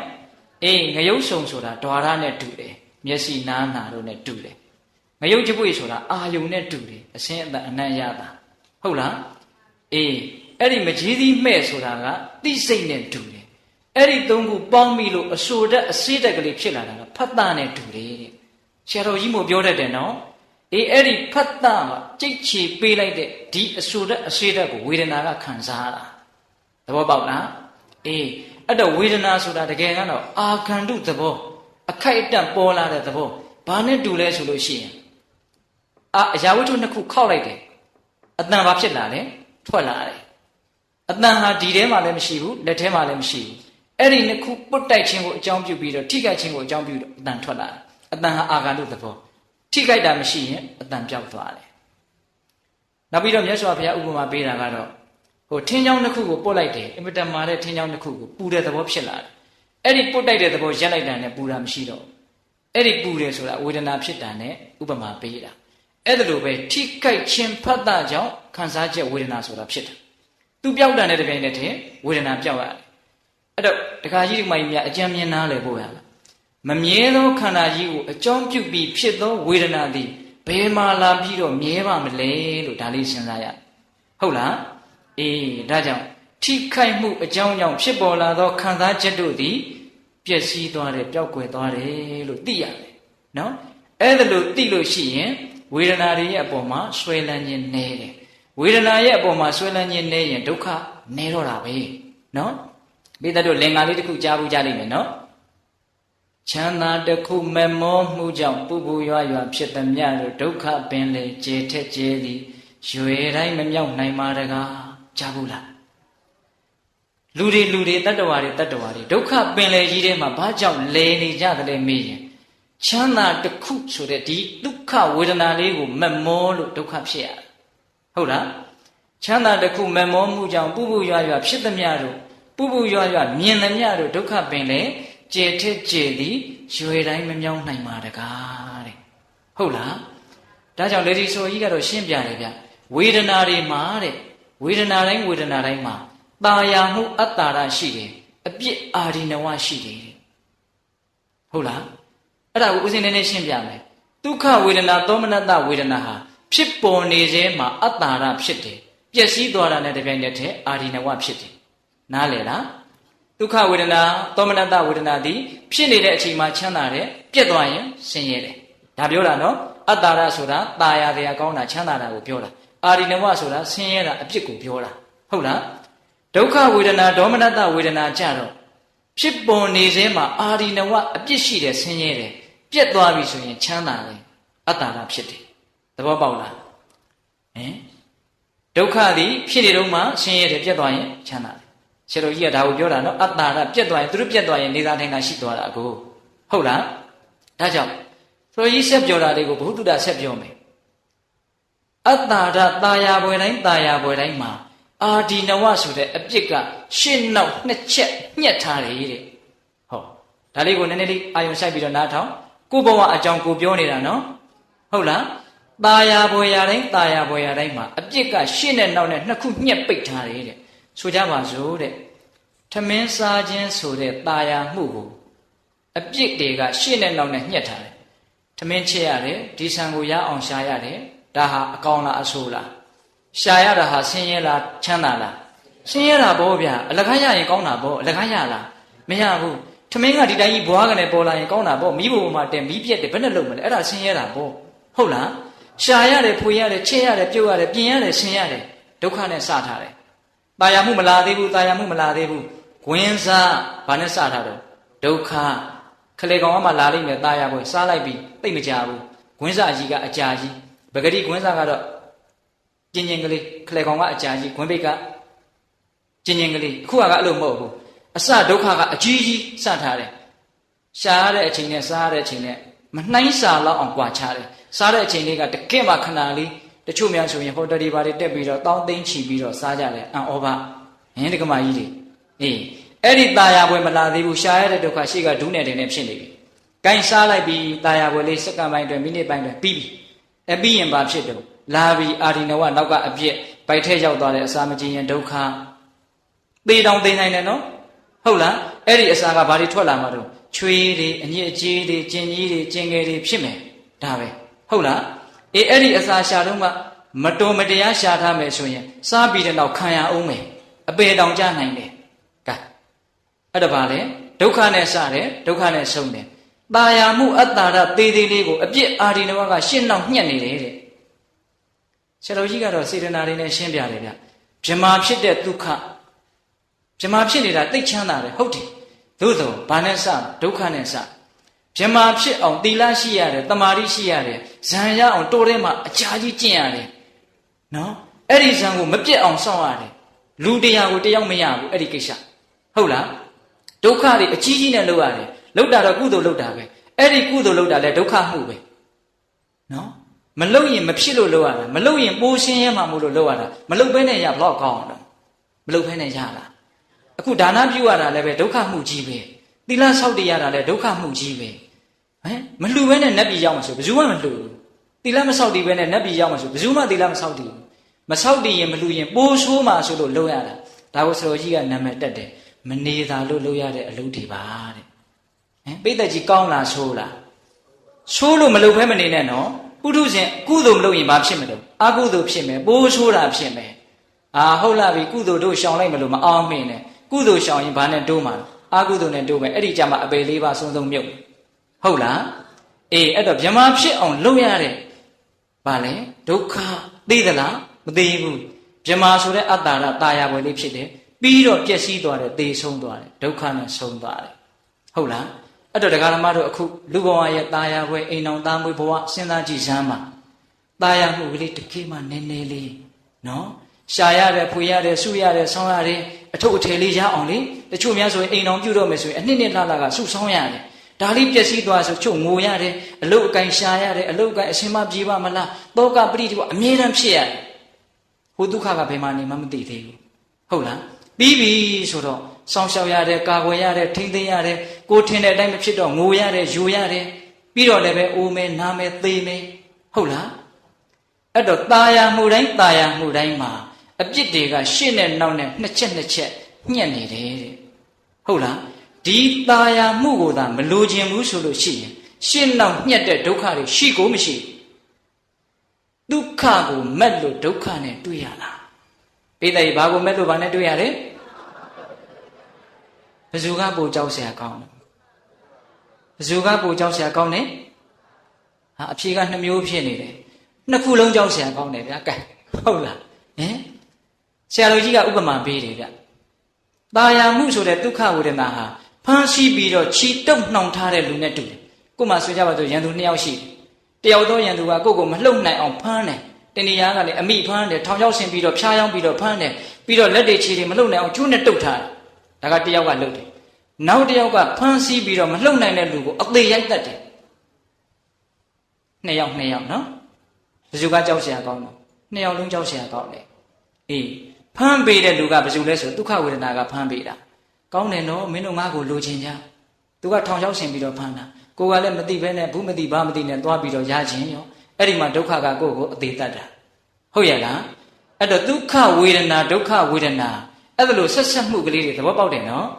ဒါကြောင့်ဝေဒနာဟာအခိုက်အတန့်ပဲဧည့်သည်ပဲမကြခင်ပြန်ရှင်းသွားမှာလို့သိရင်အဲ့ဒီဒုက္ခဝေဒနာကိုဆွဲလန်းတဲ့သဘောနည်းမနေ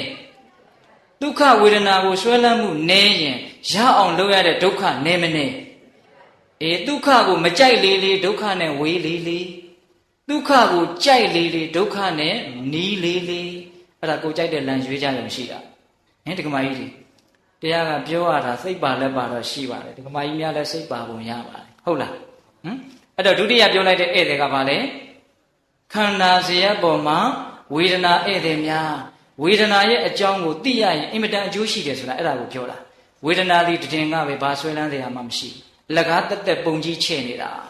ဒါကိုငါနားမလဲလို့ရှိရင်ဒီထောင်ချောက်ထဲကိုငါမိပြီးတော့ဒီဒုက္ခဝေဒနာကငါ့ကိုကောင်းကောင်းလေပင်ညှစ်မှာလို့ကိုသိတယ်ဟုတ်လားဒါကြောင့်ဒီချမ်းသာကြောင့်နိလန်းကိုမေ့မပြင်းနဲ့ဟင်ချမ်းသာခြင်းရင်ဝေဒနာရဲ့အကြောင်းကိုကောင်းကောင်းသိအောင်လုပ်ဟုတ်ရဲ့လားမေ့ပြစ်တဲ့လူတွေရှိတယ်ဦးဇင်းတို့မြတ်စွာဘုရားလက်ထက်ကအကြောင်းအရာလေးတစ်ခုပြောပြမယ်တရားကသဘောတရားတွေကြီးရှင်းပြနေရင်ညီးငွေ့မှာလဲဇိုးရတယ်တရားမင်းကြီးကတဲ့မြတ်စွာဘုရားကိုလာမေးတယ်တဲ့အရှင်ဘုရားတတ္တဝါတွေအားလုံးဟာအလိုဆန္ဒကြောင့်ဒုက္ခရောက်နေတယ်လို့သူသိတယ်တဏှာလောဘကြောင့်ဒုက္ခရောက်တယ်လို့တရားမင်းကြီးသိတယ်ဒါကြောင့်ဒုက္ခငြိမ်းချောင်းဖြစ်တဲ့တဏှာငြိမ်းတဲ့အဖြစ်မျိုးကိုရကျင်တယ်ဆိုရင်တနည်းအားဖြင့်တဏှာကင်းကျင်တယ်ဆိုရင်ဘယ်လိုကျင့်ရမလဲလို့မြတ်စွာဘုရားကိုလာမေးတယ်မေးတော့မြတ်စွာဘုရားကတဏှာကင်းကျင်တယ်ဆိုလို့ရှိရင်ဝေဒနာတို့ရဲ့မမြဲတဲ့သဘောအခိုက်အတန့်သဘောဝေဒနာတို့ရဲ့ပျက်စီးသွားတဲ့သဘောကိုမြင်အောင်ကြည့်လေလို့အတူချုပ်ဒါဦးဇင်းကအတူချုပ်ပြောလိုက်တာနော်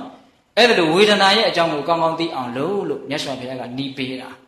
အဲ့ဒီမှာသဘောကျပြီးတော့တရားမင်းကြီးပြန်သွားတာမပြန်သေးခင်မှာသူကတာရုတွေဘာတွေခေါ်တယ်အဲ့ဒီတာရုခေါ်တဲ့အတန်ကိုအဘိညာဉ်နဲ့ရှင်မောဂလန်ကြားတယ်ကြားတော့တရားမင်းလည်းပြန်သွားရောဘလောက်ကောင်းတဲ့တရားမို့ဘလောက်ကြိုက်လို့မြန်တရားမင်းကတာရုခေါ်လည်းမသိဘူးနောက်ကနေလိုက်သွားတာအဲ့ဒီတရားကိုမေးမလို့ဟိုမှာရောက်တော့သူကအေယာဝန်ရှင်ပေါ်မှာနတ်သမီးတွေနဲ့ဥယျာဉ်ထဲမှာအဲ့ဒီတော့ရှင်မောဂလန်ကြွလာတော့ယဟန္တာဆိုတော့အိန္ဒိယကလည်းသိရနေတာပေါ့ဟုတ်လားအဲ့တော့တရားမင်းကြီးကရှက်တယ်ဘုန်းကြီးကိုမြင်လို့ရှက်တဲ့เจ้าတကာလို့ပေါ့ဟုတ်လားအေးအဲ့ဒီမှာအရှင်ဘုရားကြွပါဘုရားဆိုတော့ရှင်မောဂလန်ကတရားမင်းစောစောတုန်းကတာရုခေါ်တန်ကြားတယ်တရားကိုသိကြိုက်ပုံရတယ်မြတ်စွာဘုရားဘာဟောသွားလဲတဲ့မေးတာဗျ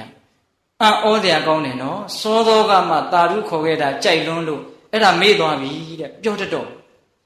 တရားဆိုတာဉာဏ်အင်မတန်ကောင်းတယ်လူပေါင်း1000ကပြဿနာ1000ကိုတယောက်တယောက်ပြဿနာတစ်ခုစီကိုတပြိုင်တည်းထင်းပြီးတစ်ခါလဲဖြေနိုင်တယ်တရားရင်ဉာဏ်အဲ့ဒီလောက်ဉာဏ်ကြီးတဲ့တရားမင်း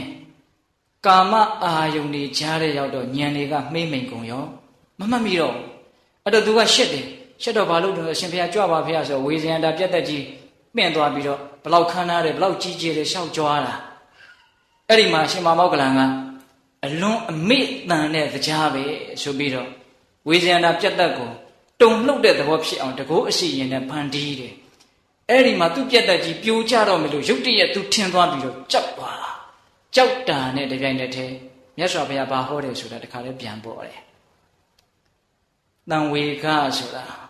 ပိဋကရဲ့ဝရိယကိုဖြစ်စေတယ်တရားကိုတတိယစေတယ်တရားမင်းကတော့ပြတ်သက်ကြီးလှုပ်မှချမ်းသာကြောင်းတရားကိုပြန်ပြီးတော့တတိယတာတရားဓမ္မတို့ဦးဇင်းတို့တွေအခုချမ်းသာကြောင်းတရားကိုဘုရားဟောထားခဲ့တာကိုဦးဇင်းတို့ပြောပါတယ်မေ့မပြစ်ပါနဲ့တကယ်လို့မေ့ပြစ်တယ်ဆိုရင်လည်းတရားကတော့ဝေဇန္တာပြတ်သက်ကြီးလှုပ်မှတတိယတာတို့ကပဲချိန်ကြမှတတိယမှာတို့ သေကန်လေးကြောင့်တော့တေချာပေါက်သတိရပါလိမ့်မယ်ဟုတ်လားအဲ့ကြောင့်တော်တော်ကြောက်ရှာကောင်းသွားပြီလေဟင်ဒီကမကြီးများအေးဒါကြောင့်ဒီကမ္မထတရားကိုတရားမင်းနဲ့နာခဲ့ဘူးတဲ့နော်ခန္ဓာဇယက်ပေါ်မှာဝေဒနာဧည့်သည်တို့ရဲ့အကြောင်းတဲ့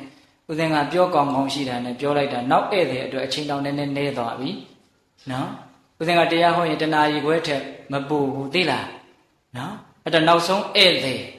အဲ့ဒီနောက်ဆုံးဧည့်သည်ကအလေးနဲ့ဆုံးဧည့်သည်ဗျနော်သူကနားလေကိုပိုးပြီးတော့လိုအပ်တဲ့ဧည့်သည်ဟုတ်လားအဲ့ဒါကိုဦးဇင်းတို့အင်္ဂုတ္ထုပါဠိဘာသာနဲ့ယူပြီးတော့ပြောပြမယ်ဟုတ်လားရှေ့ကဧည့်သည်တွေမမိနဲ့နော်လောကဇယက်ပေါ်မှာတတ္တဝါဧည့်သည်များ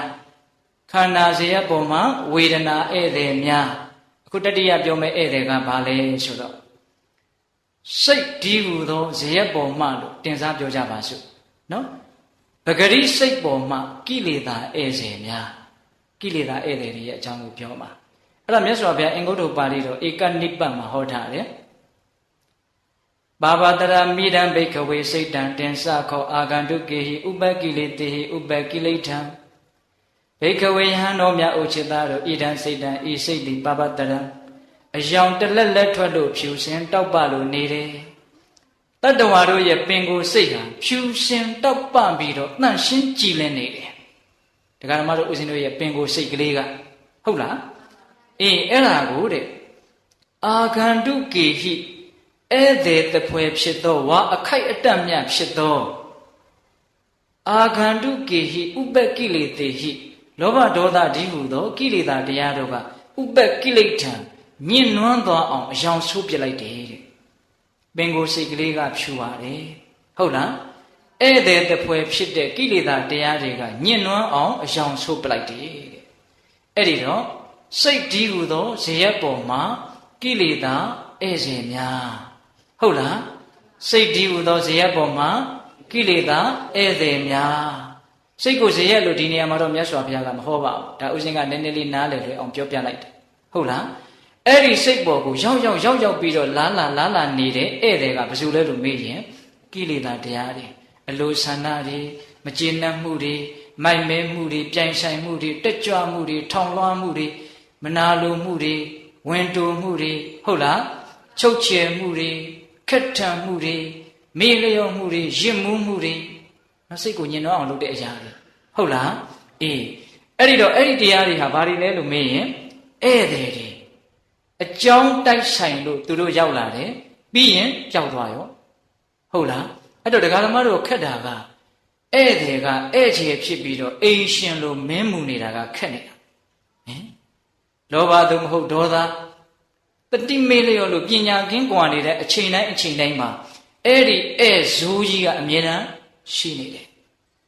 ပထမဧည့်သည်နဲ့ဒုတိယဧည့်သည်ကပယ်လို့မရဘူးမလာနဲ့လို့ပြောလို့မရဘူးဒါကြောင့်အဲ့ဒီပထမဧည့်သည်နဲ့ဒုတိယဧည့်သည်ကသိမြင်နားလည်ရမယ်ဧည့်သည်ဟုတ်လားပထမဧည့်သည်နဲ့ဒုတိယဧည့်သည်ကသိမြင်နားလည်ရမယ်ဧည့်သည်ဟောဒီတတိယမြောက်ဧည့်သည်ကမလာအောင်တားဆီးရမယ်ဧည့်သည်ပိဋိဘာလို့ရမယ်ဧည့်သည်မလာအောင်တားဆီးရမယ်ဧည့်သည်တဲ့သူရောက်လာရင်ဘာဖြစ်လို့လဲဆိုတော့သေချာပေါက်ပူလောင်မှုနဲ့ဆင်းရဲတော့မှာမကောင်းတဲ့စိတ်တွေဖြစ်လာပြီဆိုတာနဲ့တတိုင်းတစ်ထည်ဒကာဓမ္မတို့ဦးဇင်းတို့ရဲ့နှလုံးအိမ်ကစပြီးတော့တကိုယ်လုံးပူတော့တာပဲတကိုယ်လုံးပူရကနေတဘဝလုံးပူတတ်တယ်တသံတရားလုံးပူတတ်တယ်ဟုတ်လားဒါကြောင့်ဒီစိတ်ဒီဟူသောဇယက်ပေါ်ကိုကိလေသာဧည့်သည်တွေဝင်ရောက်ပြီးတော့တဲမခိုရေးအတွက်တားဆီးရမယ့်တာဝန်သည်ဉာဏ်ရှိသူတိုင်းရဲ့အလုံးဟုတ်လားဒါကြောင့်တတိယမြောက်ဧည့်သည်သည်အရေးအကြီးဆုံးဧည့်သည်ဘာကြောင့်လဲဆိုတော့ဒုက္ခအပေးနိုင်သောဧည့်သည်မို့လို့ဘာလို့တဲ့ဧည့်သည်ဒုက္ခပေးတယ်သူဖြစ်လာရင်ဖြစ်ချင်းတောက်လျှောက်ပူတော့တာပဲနော်မကျေနပ်မှုဖြစ်လာရင်ပိုးတောင်တိတာသေးတယ်ဝင်တုံမှုတွေဖြစ်ရင်ပိုးတောင်တိတာသေးတယ်မနာလိုမှုတွေဖြစ်ရင်ပိုးတောင်တိတာသေးတယ်ဖြစ်ချင်းပူတာနော်ပြီးရင်အဲ့ဒါကာယကံမြောက်ဝစီကံမြောက်မဟုတ်တာတွေပြောရောမမှန်တာတွေလုပ်ရော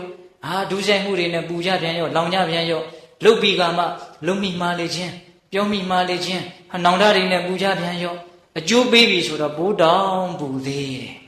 အဲ့တော့အဲ့ဒီဧည့်သည်ကိုလက်ခံထားရတာဟာအစအလယ်ဆုံးဘာကောင်းလဲဘာမှမကောင်းဘူးဘာမှမကောင်းမိမလို့သူတို့ကအမြဲတမ်းရှိနေတာလေ သေးချာနေတယ်ခက်လိုက်ဘူးလားဟင်တခါကြီးဒီမိုင်းများအဲ့ဒီဧည့်သည်ရှိမရှိဗျာဧည့်သည်ရှိတဲ့အချိန်နဲ့ဧည့်သည်မရှိတဲ့အချိန်ပဲရှင်ကများဧည့်သည်ရှိတဲ့အချိန်ကများအဲ့ဒါမြတ်စွာဘုရားကအဲ့ဒီဒေသနာတော်မှာဟောတယ်နော်ပင်ကိုဖြူရှင်တဲ့စိတ်ကလေးပေါ်မှာကိလေသာတရားတိဟူသောဧည့်သည်တွေကညှဉ်းနှွမ်းအောင်လုပ်တယ်တဲ့အဲ့ဒါကိုမသိတဲ့နားမလဲတဲ့မိုက်မဲတဲ့ပုဂ္ဂိုလ်တွေဟာစိတ်ကိုကာကွယ်ရကောင်းမှစောင့်ရှောက်ရကောင်းမှပွားများရကောင်းမှမသိကြဘူးတဲ့ဒီစိတ်မှာအန္တရာယ်ရှိတယ်ဧည့်ဆိုးတွေဝင်လာနိုင်တယ်အဲ့ဒီဧည့်ဆိုးတွေတားရမယ်ဆိုတဲ့အသည့်အဲ့ဒီလူတွေမှာမရှိဘူးမရှိတော့သမထဘာဝနာဝိပဿနာဘာဝနာနဲ့စိတ်ကိုကာကွယ်ရမယ်စောင့်ရှောက်ရမယ်စိတ်ကိုလုံခြုံအောင်လုပ်ရမယ်လို့သူတို့သိကိုမသိဘူးတဲ့ဟုတ်လားပင်ကိုယ်စိတ်ကလေးကဖြူရှင်တယ်ဧည့်သည်ဖြစ်တဲ့ကိလေသာတရားတွေနှောက်ယှက်လို့ညှဉ်းနှွမ်းနေတာလို့သိတဲ့ပုဂ္ဂိုလ်တွေကြတော့တဲ့အဲ့ဒီဧည့်ဆိုးတွေမလာအောင်တားဆီးခြင်းဆိုတဲ့စိတ်တဘာဝနာကိုပွားများတယ်တဲ့ဆိုလိုတာကသမထဘာဝနာဝိပဿနာဘာဝနာကိုပွားများတယ်လို့ပြောတာအဲ့ဒီလိုပွားများလိုက်တော့အဲ့ဒီဧည့်သည်တွေလာသေးလားမလာတော့ဘူးအဲ့ဒီတော့စိတ်ကလေးကအစွမ်းထက်လာတယ်သိတရားရှိတာကိုသိသွားတယ်မြင်တရားရှိတာကိုမြင်တယ်အဲ့ဒီဧည့်ဆိုးတွေရောက်မလာတော့စိတ်ကလေးကကြည်လင်တယ်တောက်ပတယ်ဒါကြောင့်သူ့ကျိုးကိုကျိုးကိုမြင်တယ်နောက်ဆုံးနိဗ္ဗာန်ကိုတောင်မြင်နိုင်တယ်အဲ့ဒီကိလေသာမရှိရင်နိဗ္ဗာန်ကိုမြင်တာပါပဲသဘောပေါက်ရလားဒါကြောင့်ကိုယ့်ကိုဆိုးဆိုးဝါးဝါဒုက္ခပေးသောအဖြစ်ခြေလေကျိုးကန်နေတဲ့ဒီတတ္တိယမြောက်ဧည့်သည်သို့မဟုတ်ဧည့်ဆိုးဒီဧည့်ဆိုးကိုဘာလို့ရမလဲ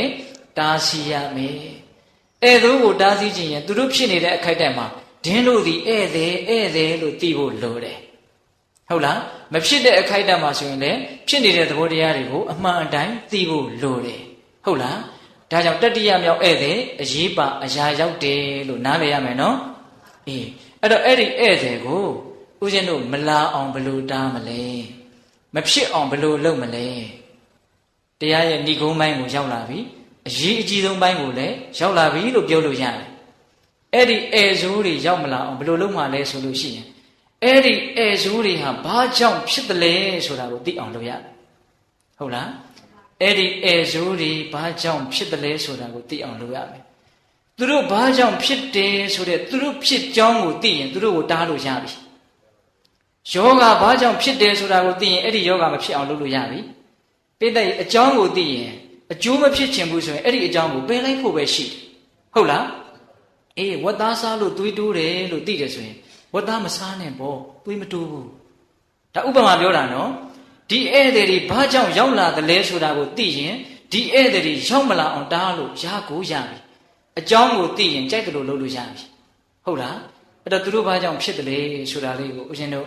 လေးလေးနက်နက်ရှင်းပြမယ်စောတော်တုန်းကပြောတာတွေထက်ပိုပြီးတော့လေးနက်တဲ့အပိုင်းကိုရောက်လာပြီဟုတ်လားအဲ့ဒီတော့ယာဂဆိုတဲ့ဆွဲလန်းခြင်းလောဘဆိုတဲ့ဧည့်သည်ဘာကြောင့်ဖြစ်တယ်လဲအကြောင်းနှစ်ချက်ရှိနော်ယာဂဆိုတဲ့ဧည့်သည်ဘာကြောင့်ဖြစ်တယ်လဲဆိုတော့တင့်တယ်တယ်ဆိုတဲ့သူဘနမိတ်အာယုံရှိတယ်တစ်ဖက်မှာဟုတ်လားတင့်တယ်တယ်ဆိုတော့ဘာသူဘနမိတ်ဆိုတဲ့အာယုံရှိတယ်နောက်ကိုယ့်ရဲ့စိတ်ထဲကနှလုံးသွင်းမှားယွင်းခြင်းဆိုတဲ့အာယောနိသောမနတိကာရရှိတယ်အဲ့ဒီနှစ်ခုပေါင်းမိရင်ယာဂဆိုတဲ့ဆွဲလန်းခြင်းဧည့်ဆိုးရောက်လာတယ်တဲ့သဘောပေါက်တယ်နော်ကဲနောက်ဒေါသဆိုတဲ့ဧည့်ဆိုးဘယ်ပုံစံရောက်လာသလဲဆိုပဋိကနမိတ်မကျင်တဲ့ဖွယ်အာယုံထိခိုက်ဖွယ်အာယုံတစ်ဖက်မှာရှိနေတယ်ပြီးတော့မိမိရဲ့အတွင်းတန်တမှာအာယောနိသောမနတိကာရဆိုတဲ့နှလုံးသွင်းမှားယွင်းခြင်းရှိနေတယ်အဲ့ဒီပဋိကနမိတ်နဲ့အာယောနိသောမနတိကာရပေါင်းမိရင်ဒေါသဆိုတဲ့ဧည့်ဆိုးကိုယ့်ရဲ့စိတ်ပေါ်မှာဝင်ရောက်ပြီးတော့တဲခိုသွားပြီသဘောပေါက်လားအေးအဲ့တော့ဧည့်ဆိုးတွေဘာကြောင့်ဖြစ်တယ်ဆိုတာသိသွားပြီနော်တစ်ဖက်ကကောင်းမကောင်းအာယုံရှိတယ်တစ်ဖက်ကနှလုံးသွင်းမှားယွင်းမှုရှိတယ်အာယုံရဲ့နှလုံးသွင်းမှားယွင်းမှုရဲ့ဒီနှစ်ခုပေါင်းလိုက်တော့ယာဂသို့မဟုတ်ဒေါသဖြစ်တယ်သဘောပေါက်တယ်နော်အေးအဲ့ဒီတော့ပိဋကဦးဇင်းတို့တွေကဘာကိုစဉ်းစားရမလဲအာယုံဆိုတာကိုတားလို့ရမလား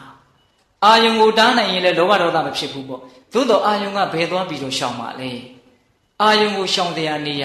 မရှိပါဘူးတော်တဲ့သွားနေလည်းပဲဩငါ့ကိုဘယ်တော့မှဘယ်သူကလှုပ်တာလို့အဲ့ဒီအတိတ်အာယုံကြီးကိုအကြောင်းပြုပြီးတော့ယာဂတွေဒေါသတွေကဖြစ်နိုင်သေးတာပဲအဲ့တော့အာယုံကိုရှောင်လို့မရဘူး အာယုံကတော့ယဟန္တာတွေလည်းတွေ့နေတာပဲနော်ဟုတ်လားဒါကြောင့်တင့်တယ်တဲ့အာယုံကိုຢာကမဖြစ်အောင်ရှောင်မယ်ဆိုလို့ရှောင်လို့မရဘူးတင့်တယ်တဲ့အာယုံကတွေ့မှာပဲဟုတ်လားဒေါသဖြစ်เสียအာယုံရှောင်လို့မရဘူးဗျလောကကြီးဖြစ်ချင်တိုင်းဖြစ်နေတာဟုတ်လားကိုယ်စိတ်တိုင်းကြမယူကမှဖန်တီးမပေးဘူးနော်သူဖြစ်ချင်အောင်ဖြစ်နေတာကိုယ်စိတ်တိုင်းမကြတဲ့အာယုံတွေကိုယ်ပတ်ဝန်းကျင်မှာရှိကိုရှိနေတယ်အဲ့တော့အာယုံကိုဖယ်လို့မရဘူးဘာကိုဖယ်မှာလဲ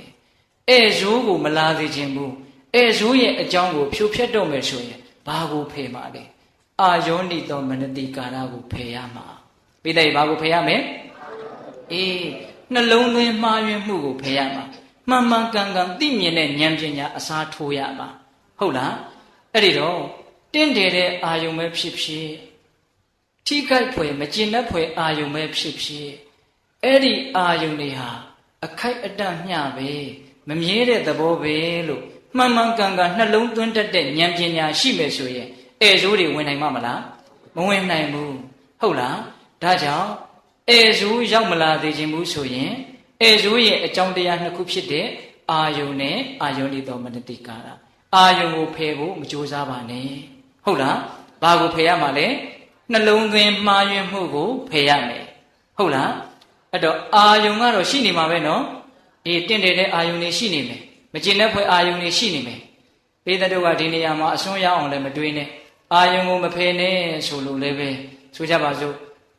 ကောင်းတဲ့အာယုံတွေကိုတမင်လိုက်ရှာပြီးတော့နေမယ်ဆိုရင်တော့ပိသက်ကြီးຢာကတွေကဖြစ်မှာပေါ့ဗျာမကျင်တဲ့ဖွယ်အာယုံတွေကိုမကျင်တဲ့ဆရာဖြစ်အောင်တမင်လိုက်ပြီးတော့ဖန်တီးနေမယ်ဆိုရင်လည်းဒေါသတွေကပိုးဖြစ်မှာပေါ့ဟုတ်လားတတ်နိုင်သမျှတော့ဖယ်ရမှာပေါ့ဗျာမကျင်တဲ့ဆရာတွေဖြစ်တတ်တယ်ဆိုရင်အဲ့ဒါမျိုးမဖြစ်အောင်အလုပ်ကိစ္စတွေသိမ့်မများအောင်ကြိုးစားရမယ်အလုပ်ကိစ္စများရင်မပြေလေတာတွေများမယ်မပြေလေတာများရင်ဒေါသများမှာပဲသိကြလေနော်အလုပ်ကိစ္စများရင်မပြေလေတာများမယ်မပြေလေတာများရင်ဒေါသများမယ်အလုပ်ကိစ္စကတော့ဘာကြောင့်များဆိုရှားချင်တာတွေများတာဘူးလောဘများရင်ဒေါသဖြစ်เสียအကြောင်းတွေများလာတယ်ဒေါသဖြစ်เสียအကြောင်းများရင်ဒေါသတွေများမှာပဲအဲ့တော့အာယုန်တွေကိုမဖယ်ရဘူးဆိုတော့အလွန်ကြီးလည်းမစင်သားနဲ့ဒါကြောင့်ဦးဇင်းတို့ရက်ွက်ထဲကိုသွားရင်ယဟန်တော်တွေဟာ4000ခန့်မြချအပ်သောမျက်လွှာရှိသည်ဖြစ်၍တဲ့မတင့်တယ်တဲ့အာတင့်တယ်တဲ့အာယုန်မြင်မှာဆိုလို့ဟုတ်လားတင့်တယ်တဲ့အာယုန်ကြီးမြင်နေရင်ကိုကအာယုန်နေတော်မနတိကာရဖြစ်သွားမယ်ဆိုရင်ຢာကဖြစ်တော့မယ်ဟုတ်လားအဲ့တော့အာယုန်ကိုတားလို့ရရင်ဘာလုပ်ရမလဲတားရမယ်ဟာကိုရိယာကားတွေထိုင်ကြည့်ပြီးတော့ຢာကမဖြစ်အောင်ငါတားမယ်ဆိုလို့ဖြစ်ပါမလားတချို့ကဒါတောင်ပြောသေးတယ်ကြည်တတ်တော့မကြည်တတ်တော့တဏှာကြည်တတ်တော့ဘာဝနာတဲ့ဘယ်လူကမြန်ကြည်တတ်တာလဲလို့ဦးစင်းကမြင်ဘူးလိုက်ချင်တာတခါကြီးဒီမိုင်းများတကယ်ရှားရှားပါပါတော့ရှိမှာပေါ့ဗျာစားတဲ့ပေတဲ့လေတွေ့ဘူးပါလေတချင်းတန်တွေကြားပြီးတော့နှလုံးသွင်းကောင်းပြီးတော့ပြည့်စေကဗုဒ္ဓတွေဘာတွေဖြစ်တယ်ဆိုတာလဲကြားဘူးပါတယ်တကဘာမှတယောက်တောင်ဖြစ်ပါမလားတော့မသိဘူးအဲ့တော့အာယုန်တွေကအရင်မကြည့်ဘူးတွေ့ချင်ရတွေ့သွားဆိုပြီးတော့အယံကာယောကြီးကောင်းတဲ့အာယုန်လည်းမရှောင်ဘူးမကောင်းတဲ့အာယုန်လည်းမရှောင်ဘူးဆိုရင်တော့လောဘတွေဒေါသတွေကဒင်းညံပြီးဖြစ်နေအောင်ပါပဲအဲ့ဒီတော့ရှောင်မရတဲ့အာယုန်ကိုရှောင်ဖို့မကြိုးစားပါနဲ့ဘာဖြစ်လို့လဲရှောင်မှမရပါဘူးလို့ဆိုနေမှပဲဟုတ်ဘူးလားအေးအဲ့တော့ရှောင်မရတဲ့အာယုန်တွေနဲ့တွေ့လာပြီဆိုရင်ဘာဖြစ်ဖို့ကြိုးစားရမှာလဲအာယောနိသောမနတိကာရမဖြစ်အောင်ကြိုးစားရမယ်သမထဘာဝနာဝိပဿနာဘာဝနာပွားများတယ်ဆိုတာအဲ့ဒီအာယောနိသောမနတိကာရမဖြစ်အောင်ကြိုးစားနေတာတနည်းအားဖြင့်ဧဇိုးကိုတားမြစ်နေတာဟုတ်လားအဲ့ဒီဧည့်သည်တပွဲဖြစ်တဲ့ကိလေသာတရားတွေမရှိဘူးဆိုရင်စိတ်ကလေးဟာဖြူရှင်းမဲကြည်လင်မဲအကျိုးအကြောင်းတွေကိုစီလျော်စွာသိမြင်နားလည်လာမယ်ဟုတ်လားဒါကြောင့်ဦးဇင်းတို့တတိယဧည့်သည်ကပို့ပြီးတော့အရေးမကြီးဘူးလားအရေးကြီးတယ်ဗျဦးဇင်းတရားဟောတာတဏှာကြီးတောင်ခွဲသွားပြီဟုတ်လားပြောကောင်းကောင်းရှိတာနဲ့တွန့်ပြီးတော့ပြောလိုက်တာတခါကြီးမိုင်းများအေးအဲ့တော့ဦးဇင်းတို့ဧည့်သည်ဘယ်နှမျိုးပြောလိုက်တယ်3မျိုးပြောလိုက်တယ်နံပါတ်1လောကဇယက်ပေါ်မှာတတ္တဝါဧည့်သည်များသူသည်ပင်လည်းဧည့်သည်ငါသည်ပင်လည်းဧည့်သည်အခိုက်အတန့်သဘောမျှကြုံနှုံဆုံနှုံပြီးတော့ကွဲကွာသွားကြမှာစဉ်းစားပါသိမြင်ပါနားလည်ပါအဲ့ဒီအတိကိုလည်းပဲမေ့မဖြစ်ပါနဲ့ဘာဖြစ်လို့လဲအစွဲနေပြီးတော့တန်ရောစဉ်ကြိုးတွေရော့ပြီးတော့တတ်တာခွင့်ရအောင်လို့ဟုတ်ရဲ့လားဒီအဲ့ဒါပထမဧည့်စဉ်နောက်ဒုတိယဧည့်သည်ကခန္ဓာဇယက်ပေါ်မှာ ဝေဒနာဧည့်သည်များအခိုက်အတန့်သဘောပါခံစားချက်တွေကိုပုံကြီးမချဲ့ပါနဲ့ဟုတ်လားခံစားချက်တွေရဲ့အကြောင်းကိုနားမလည်လို့ရှိရင်ဒုက္ခဝေဒနာကသွေးဆောင်ဖြားယောင်းချီတုပ်ပြီးတော့ဒုက္ခဝေဒနာကအသေးသက်ပါလိမ့်မယ်ဟုတ်လားဒါကြောင့်ဒုတိယမြောက်အရေးကြီးတာကခန္ဓာဇယက်ပေါ်မှာဝေဒနာဧည့်သည်များအဲ့ဒီဧည့်သည်နှမျိုးစီတားဆီးလို့မရပါဘူးသိမြင်နားလည်ရမယ်ဧည့်သည်အမျိုးအစားဖြစ်ပါတယ်သိရင်သိသလောက်အကျိုးရှိပါတယ်ဟုတ်လားဒီတတိယမြောက်ဧည့်သည်ကဘာလဲစိတ်ဒီဟုသောဇယက်ပေါ်မှာကိလေသာဧည့်သည်များသူကတော့အင်မတန်ဆိုးတဲ့ဧည့်ဆိုးဖြစ်တဲ့အတွက်ကြောင့်တားဆီးရမယ်ဧည့်သည်ပါမလာအောင်တကားပိတ်ထားရမယ်ဧည့်သည်ပါအခုဟာကတော့ဘလို့ဖြစ်နေတော့တကားကိုဒလဟောဖွင့်ကြိုက်တဲ့ဧည့်သည်ဝင်ပါလေဟုတ်လားတခိုင်းတမိုက်မြ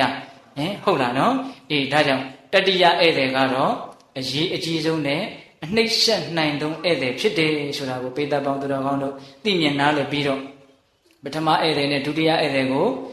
သိမြင်နားလည်မှုနဲ့ရှင်းကျက်အောင်ကြိုးစားရမယ်တတိယဧည့်သည်ကိုကြတော့မလာအောင်တားဆီးခြင်းအပြင်ကြိုးစားကြရမယ်ဟုတ်လားအေးအဲ့ဒါလို့ဧည့်သည်တွေနဲ့ပတ်သက်ပြီးတော့သိမြင်နားလည်မှုတားဆီးမှုတွေကိုကြိုးစားပြီးတော့ပေတပေါင်းသူတော်ကောင်းတို့မဉ္ဇဉ်ဘုံညာမျက်နှိဗ္ဗာန်ကိုရကြပါစေလို့ဦးဇင်းတို့ဆန္ဒပြုရင်းနဲ့မေတ္တာပို့ပြီးတော့အဆုံးသတ်ကြရအောင်နော်ဘဝတုသဗ္ဗမင်္ဂလံရက္ခန္တုသဗ္ဗဒေဝတာသဗ္ဗဗုဒ္ဓ ानु ဘာဝေနတရာဒုက္ခိဘဝန္တုတိဘဝတုသဗ္ဗမင်္ဂလံရက္ခန္တုသဗ္ဗဒေဝတာသဗ္ဗဓမ္မာ ानु ဘာဝေနတရာဒုက္ခိဘဝန္တုတိဘဝတုသဗ္ဗမင်္ဂလံရက္ခန္တုသဗ္ဗဒေဝတာသဗ္ဗသံဃာ ानु ဘာဝေနတရာဒုက္ခိဘဝန္တုတိတေတုမာကသင်တရားနာပိသပေါင်းသူတော်ကောင်းတို့သာတာအလုံးသောတတ္တဝအနန္တတို့အားသဗ္ဗမင်္ဂလလောကီလောကုတ္တရာကောင်းဆိုသမျှမင်္ဂလာဝါဝသည်ဘဝတုကောင်းစွာမသိဖြစ်တော်မူကြပါစေတည်းသဗ္ဗဒေဝတာမိမိတို့ခန္ဓာကိုယ်မှာစောင့်ကြနေကြကုန်သောနတ်မိမိတို့အိမ်မှာစောင့်ကြနေကြကုန်သောနတ်မိမိတို့သာသနာမိမိတို့ကဘာမှာစောင့်ကြနေကြကုန်သောနာမည်နာကောင်းနာပေါင်းတို့ကလည်းပဲရက္ခန္တုကောင်းစွာမသွေဆောင်လျှောက်တော်မူနိုင်ကြပါစေတည်းသဗ္ဗဗုဒ္ဓ ानु ဘာဝေနကင်္ဂဝါလူသေးစုမကပွင့်တော်မူကြတဲ့စုစုတော်တာပါဘုရားရှင်ကိုယ်တော်မြတ်တို့ရဲ့တကုတေဇောအနုဘောတော်တို့ကြောင့်၎င်းသဗ္ဗဓမ္မာ ानु ဘာဝေနမေလီတံဖူလီတံနိဗ္ဗာန်ပရိယတိဟုဆိုသောစေတံတော်တရားတော်မြတ်တို့ရဲ့တကုတေဇောအနုဘောတော်တို့ကြောင့်၎င်းသဗ္ဗသံဃာ ानु ဘာဝေနမကထံလေးရောက်ဖလထံလေးရောက်ဆိုသောရှိရောက်တော်ရိယတန်ခါရှင်မြတ်တို့နှင့်တကွာသီလဂုဏ်သမာဓိဂုဏ်ပညာဂုဏ်တို့နှင့်ပြည့်စုံတော်မူကြတဲ့သမုဒိတန်ခါရှင်ကောင်းရှင်မြတ်ပေါင်းတို့ရဲ့တကုတေဇောအနုဘောတော်တို့ကြောင့်၎င်းတရားနိယောညပါဘေခမဆိုင်ချိန်ရှိတိုင်းဒုက္ခိကိုစိတ်နှပြချမ်းမာချမ်းသာခြင်းရှိကြကုန်သည်ဘဝတုကောင်းစွာမသိဖြစ်တော်မူကြပါစေတည်း